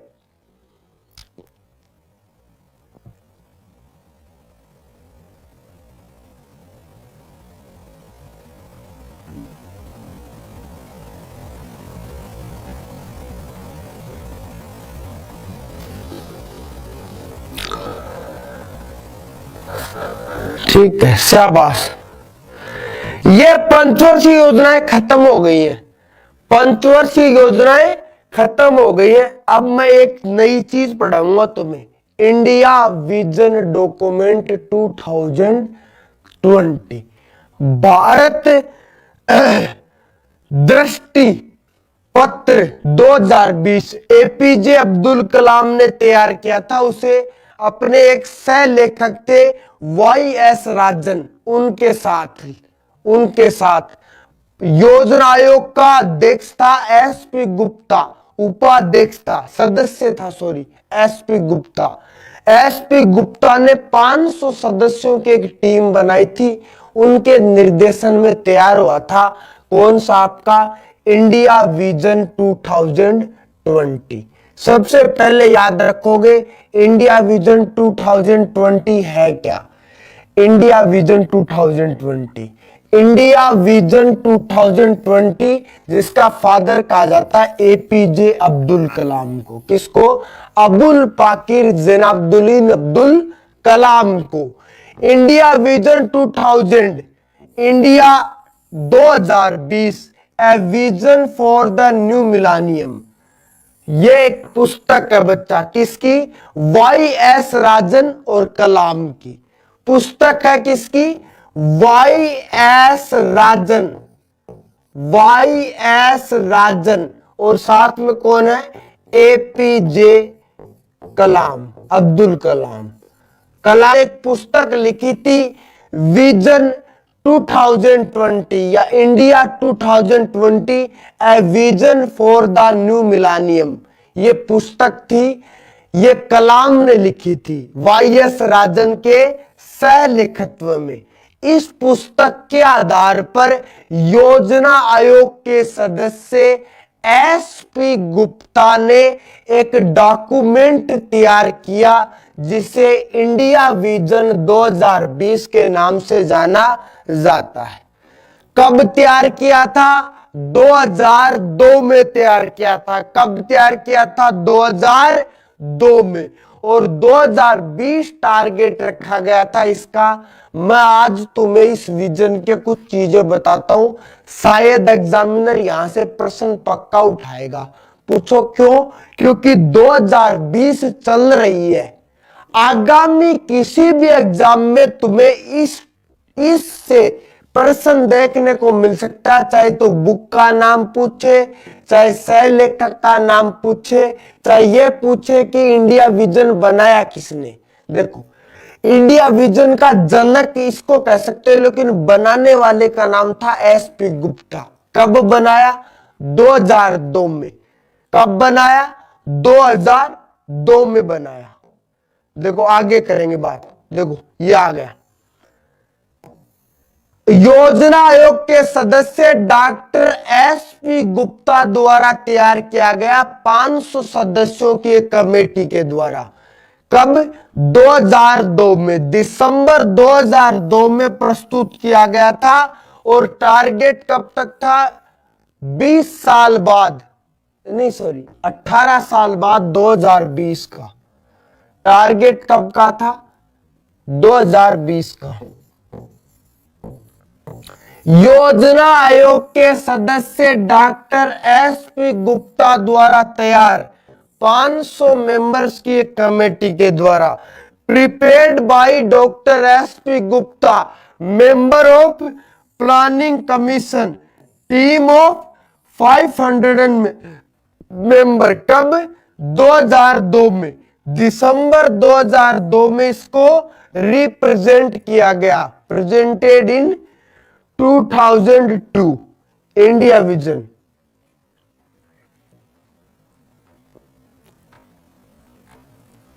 ठीक है, 2002 दो में इसको प्रस्तुत किया गया था।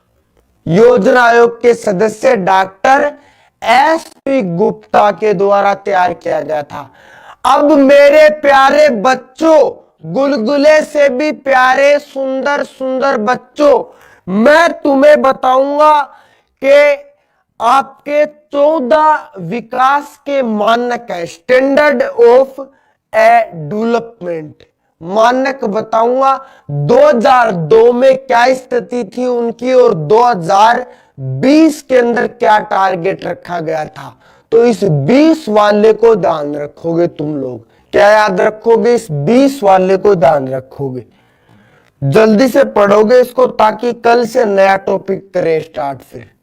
ठीक है, देखो सबसे पहले एक एक करके सुनना मेरी ध्यान से। विकास के मानक, सबसे पहले ये सारी रेटे परसेंटेज में इस और 2002 की बात है, इस और 2020 की बात है। पहली बात है गरीबी रेखा से नीचे गरीबों की संख्या। 2002 में कितने परसेंट गरीब थे? 100 में से 26% गरीब थे। 2013 में 2020 में कितना टारगेट रखा गया? मात्र 13% लोगों को गरीब रखने का टारगेट रखा गया था। 2002 में कितना था? 26% था। शाबाश। एक और 2002 की बात है, इधर तो देखो विकास का मानक, इधर डेट है 2, एक 2002 और एक 2020। पहले सबसे पहले याद रखना, गरीबी रेखा से नीचे गरीब या below people on poverty line, BPL. क्या कहते हैं इसे? बीपीएल कहते हैं, बेलो पॉवर्टी लाइन। ठीक है, गरीबी रेखा से नीचे लोगों की संख्या 2002 में 26% थी। 2020 में कितनी करने का टारगेट रखा गया था? 13% रखा गया था। कितना? 13%। आय वितरण, ठीक है, आय वितरण, इनकम डिस्ट्रीब्यूशन अकॉर्डिंग टू गिन्नी कॉन्फेंट, आपके गिन्नी गुणांक या गिन्नी इंडेक्स के अनुसार 37.8% है। और इसको कितना करना था? 48.5। मतलब समानता है। देखो इसको मैं पढ़ाऊंगा तुम्हें, ये आय का वितरण होता ना, इनकम डिस्ट्रीब्यूशन को, कि 2002 में भारत की 37.8% जनसंख्या की आय क्या थी? समान थी। आय क्या थी? समान थी। मैं आपको ये पढ़ाऊंगा किसके अंदर बच्चा? गरीबी में पढ़ाऊंगा। ये गरीबी के मापन में काम आती है आय के वितरण वाली गिन्नी गुणांक, लोरेंज कर्व मेथड, है ना, कोरेडो गिन्नी, मैक्स ओ लोरेंज मेथड, ये सारे के सारे पढ़ाऊंगा तुम्हें मैं। ठीक है, तो देखो मान लो कि आय का वितरण, आय का वितरण का मतलब समझ तो अर्थ क्या होता है कि भारत की 37.8% जनसंख्या की इनकम समान है। तो गवर्नमेंट कितनी परसेंट पर ले जाना चाहती है इसे? 48.5% जनसंख्या की इनकम को क्या करना चाहती है? समान। क्या करना चाहती है? समान करना चाहती है।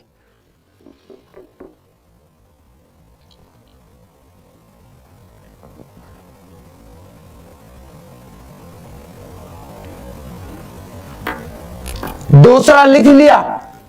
तीसरा जाओ, अनएम्प्लॉयमेंट रेट, बेरोजगारी की दर 7.3% थी। कब? आपके 2002 में। 2020 तक इसे कितना करना था? 6.8% करने का टारगेट रखा गया था। कितना? 6.8 करने का, 7.3 से घटा करके 6.8 करने का टारगेट था। रिपीट कर दूंगा बच्चा, 1 नंबर क्लास की पीडीएफ दे चुका हूं मैं, 1 नंबर क्लास की पीडीएफ दे चुका हूं। ठीक है, बेरोजगारी दर को घटा करके कितनी लाना? 6.8 पर लाना। वर्तमान में 2002 में कितनी थी? 7.3% थी। ठीक है, शाबाश, ये तीनों बातें लिख ली तुमने? अरे लिख ली क्या? 4 नंबर पे आ जाओ फिर, 4 नंबर पे आ जाओ। अगर यहां से लिख भी ना रहे तो पीडीएफ से टीप के लिख लेना, एक बार सुन लो समझ लो इसको आराम से। अगर लिख भी ना रहे तो पीडीएफ से टीप लेना इसको, पीडीएफ से टीप लेना इसको। ठीक है, पीडीएफ से टीप लेना। गरीबी कम की जाती योजनाएं निकाल के। 4 नंबर पे आ जाओ, 4 नंबर पे पुरुष साक्षरता और महिला साक्षरता, ये वयस्क का याद रखना। 2002 के अंदर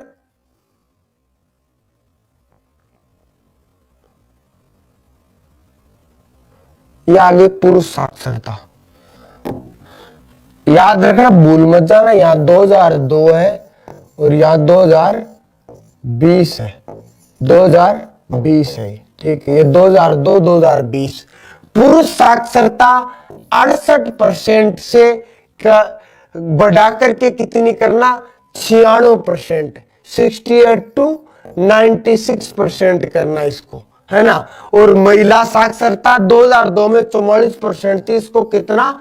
94% पर लेके जाना। निवल प्राथमिक स्कूल नामांकन 100 बच्चों में से निबल, निबल क्या होता है? निबल नेट, नेट निबल या नेट, प्राथमिक स्कूलों के नामांकन 100 में से कितने बच्चे आपके नामांकन के लिए अप्लाई करते हैं? कितने बच्चे करते हैं? मात्र आपके कितने? 77.2% बच्चे। कितने? 77.2% बच्चे। तो इनको बढ़ा करके 99.99 पर, मतलब छोटे बच्चे सारे के सारे स्कूल के अंदर अप्लाई करें। कम से कम 77.2 बच्चे क्या करते हैं? स्कूल में नामांकन करवाते हैं 2002 में। इनको 100% ले जाना एक प्रकार से, 99.99% पे। शिक्षा पर खर्च, जीएनपी, ग्रोस नेशनल प्रोडक्ट, सकल राष्ट्रीय आय का 3.2% शिक्षा पर खर्च होता था। 2020 तक टारगेट रखा गया कि 4.9% इसका टारगेट रखा जाए। ठीक, कितना? 4.9 खर्च करना। कुल राष्ट्रीय आय, साधन लागत पर जीएनपी, ग्रोस नेशनल प्रोडक्ट, कुल राष्ट्रीय उत्पाद का कितना? आपका 3.2 और यहां पे 4.2 करना 2002 के अकॉर्डिंग। ठीक है, जीवन प्रत्याशा, लाइफ एक्सपेक्टेंसी, जीवन जीने की उम्र 64 वर्ष थी कि तब 2002 में, और औसतन उम्र को 69 वर्ष लेके जाना टारगेट रखा गया था। किसके अंदर? आपके विजन डॉक्यूमेंट में।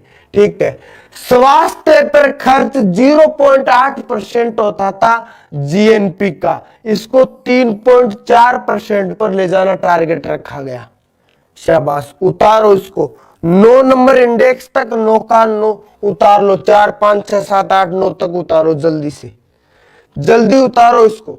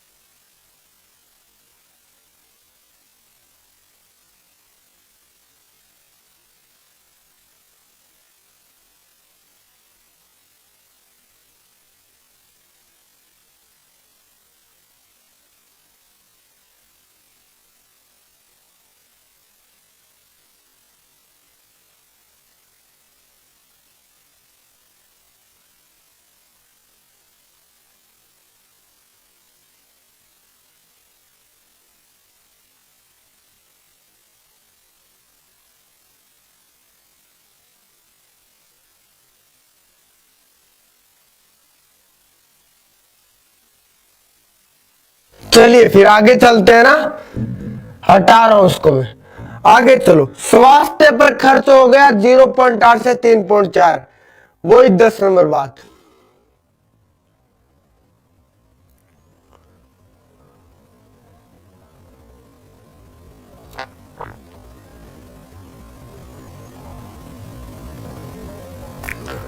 दस और 11 ही कर लेते हैं एक बार, ठीक। प्रति व्यक्ति वाणिज्यिक ऊर्जा खपत, आपकी कमर्शियल एनर्जी कंजप्शन कितना था? 486 केजी। इसको 2002 केजी के अंदर बदलना। कितना? 2002, ठीक है, किलोवाट।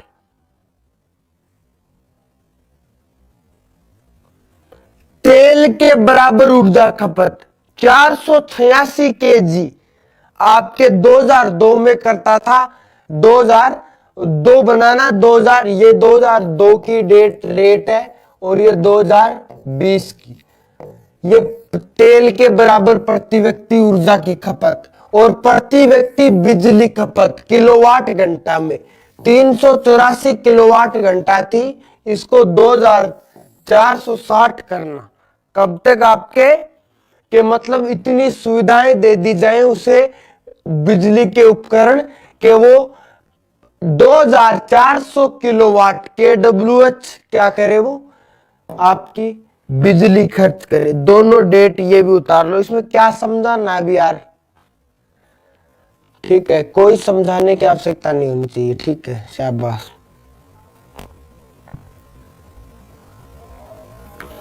क्लियर? ये पीडीएफ अभी डाल दूंगा मैं, पीडीएफ अभी डाल दूंगा मैं, ठीक है।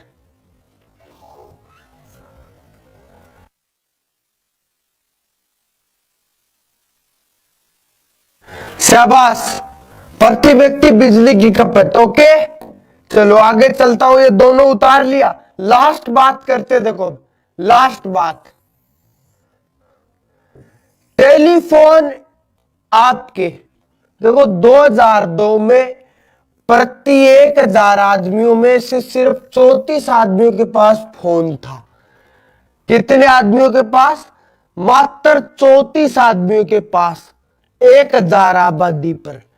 और अब टारगेट रखा गवर्नमेंट ने 2020 तक कि कितने आदमियों के पास? 203 आदमियों के पास। मुझे लगता है ये तो रेट कोई आगे चली गई हुई। 1000 में से 500-700 आदमियों के पास पक्का फोन मिल जाता अब तो, ठीक है। हर घर के अंदर 4-4 फोन हो रखे हैं। तो 2002 तक, 2002 पर 34 आदमियों के पास फोन था पर 1000 में से। और इसको कितना टारगेट रखा गया था? 203। निजी कंप्यूटर मात्र 3.3 आदमियों के पास कंप्यूटर था। अब 52.3 व्यक्तियों के पास कंप्यूटर रखने का टारगेट। वैज्ञानिक और इंजीनियर 1000 आदमियों पर 1 लाख आदमियों पर 1 लाख पर 149 वैज्ञानिक और इंजीनियर थे। 1 लाख पर 590 करने का टारगेट रखा गया था, ठीक है। क्या रखा गया था? टारगेट रखा गया था, ठीक है, शाबाश, ठीक है। ये बात भी याद रखो। टेलीफोन आपके निजी कंप्यूटर है ना, personal computer, personal computer, personal computer, personal computer. और वैज्ञानिक और इंजीनियर आपके साइंटिस्ट एंड इंजीनियर पर 1 लाख, प्रति 1000 पर, प्रति 1 लाख पर, प्रति 1 लाख पर कितने? 149 थे। इनको कितना करना? 590 का टारगेट रखा गया था। शाबाश, क्लियर।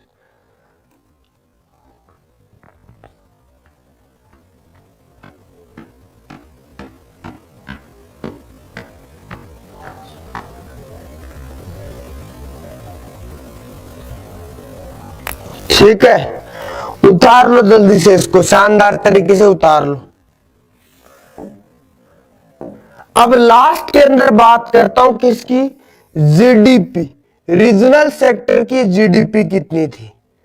ठीक, देखो रीजनल सेक्टर बाबू इसका मतलब ये तुम्हें पूछ रहा कि सकल घरेलू उत्पाद की क्षेत्रीय संरचना, सकल घरेलू उत्पाद, सकल घरेलू उत्पाद क्या कहते हैं? Gross domestic product, gross domestic product, domestic product, domestic product, GDP, GDP की रीजनल स्ट्रक्चर, क्या आपका रीजनल स्ट्रक्चर, क्षेत्रीय संरचना, सारी की सारी परसेंटेज में 2002 के अंदर 28% भागीदारी थी किसकी? अर्थव्यवस्था में से। कितनी? किसकी? कृषि की। 2020 में इसको मात्र 6% पर लाना, ठीक है। उद्योगों की 26% भागीदारी थी 2020 में से 34% पर लाना, और सर्विस सेक्टर की आपकी 46% थी से 60% पर ले जाना। दोनों को जोड़ देना 100 होगा, ये दोनों का योग 100 होगा। मतलब देश की 28% जनसंख्या कृषि पर आधारित थी, इसको 6% पर लेके जाना। उद्योग धंधों, अरे ये जीडीपी की भागीदारी होती है बेटा एग्रीकल्चर, एग्रीकल्चर, इंडस्ट्री और आपका सर्विस, ये भागीदारी है अर्थव्यवस्था के अंदर के। 28% भागीदारी कृषि की थी 2002 में, 26% उद्योगों की थी, 46% किसकी थी? सेवा क्षेत्र की। इनको कृषि को बढ़ा करके घटा करके 6%, उद्योगों को 34% और सर्विस सेक्टर को 60% पर लेकर जाना टारगेट था। ठीक, ठीक है, क्लियर। ये आपका कृषि क्षेत्र सेवा क्षेत्र की जीडीपी टारगेट भी लिख लोगे इस विजन डॉक्यूमेंट का। अब आगे की राह क्या है? वर्तमान में नीति आयोग बन गया है, 16वीं विधानसभा के अंदर आपका भंग कर दिया गया था। एनडीए सरकार ने, राष्ट्रीय जनतांत्रिक गठबंधन बना, बीजेपी की गवर्नमेंट आई, नरेंद्र मोदी जी प्रधानमंत्री बने। ये बात बता चुका हूं कि 15 साल की योजना बनाई है उन्होंने, नीति आयोग ने, जिसे क्या कहा जाता है? विजन, विजन पत्र कहा जाता है, थिंक टैंक की बाती। और 7 वर्षीय गरीबी उन्मूलन का एक राजनीतिक रणनीति बनाई गई है, एजेंडा बनाया गया, जिसे 3 वर्षीय एक्शन एजेंडा कहा जाता है। 5 योजनाएं बनेंगी 3-3 साल की, ठीक है, 5 योजनाएं। ये लास्ट बात है, उतार लो इसको। 5 वर्षीय योजनाएं पूरी हो चुकी हैं, कोई दिक्कत ना अब इनमें से, ठीक है, शाबाश।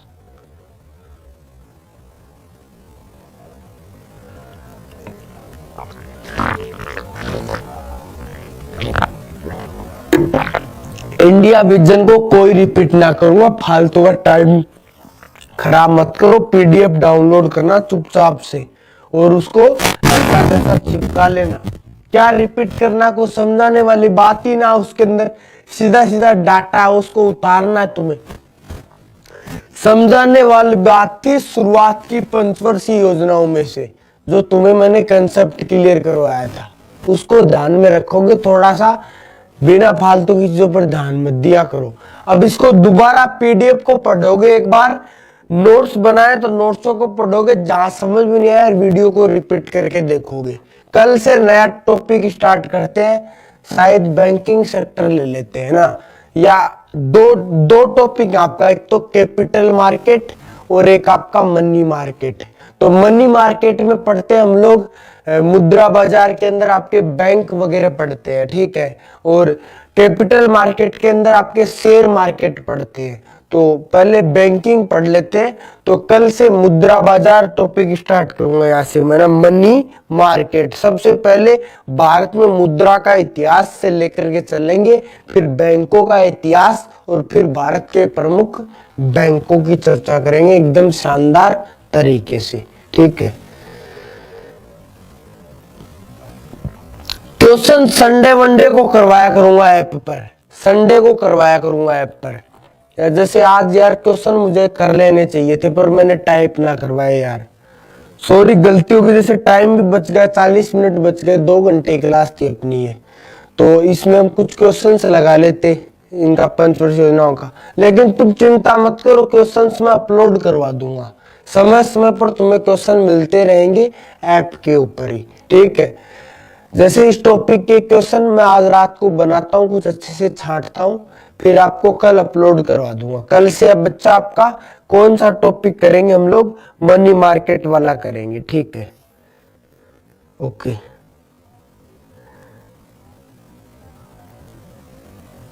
हाँ एमएसक्यू करवा दूंगा बच्चा, ठीक है, एमसीक्यू करवा दूंगा। चलो फिर, मस्त रहो, बिंदास रहो। रुक जाओ एक बार, ठीक है, ओके। अब ज्यादा कमेंट मत करो, शायरी शायरी ना सुनाने वाला, कल सुनाऊंगा मस्त से, मुझे कोई शायरी ना आ रही ध्यान में, ठीक है, कल सुनाऊंगा अब मैं, ठीक है। तो पंचवर्षीय योजना क्लास देखो कितने घंटे क्लास लगी तुम्हारी, 3 2 2 4 5 6 घंटे में हुआ तुम्हारी, 3 दिन में हुई ना, तो 2 2 घंटे की तो कल हुई, आज 1.5 घंटे की मान लो, तो 6 घंटे में हो गई मतलब समथिंग, ठीक है। तो काफी अच्छी तरीके से हुई है, आशा रहेगी कि ये क्लास तुम्हें अच्छी लगी होगी, ठीक है। सारी पंचवर्षीय योजनाएं विद डिटेल से करवा दी है, पीडीएफ डाउनलोड कर लेना, अभी अपलोड हो जाएगी पीडीएफ, ठीक है। मस्त रहो, बिंदास रहो, खा लो, खेलो, खाओ पियो, मस्त रहो, और घर पे रहना।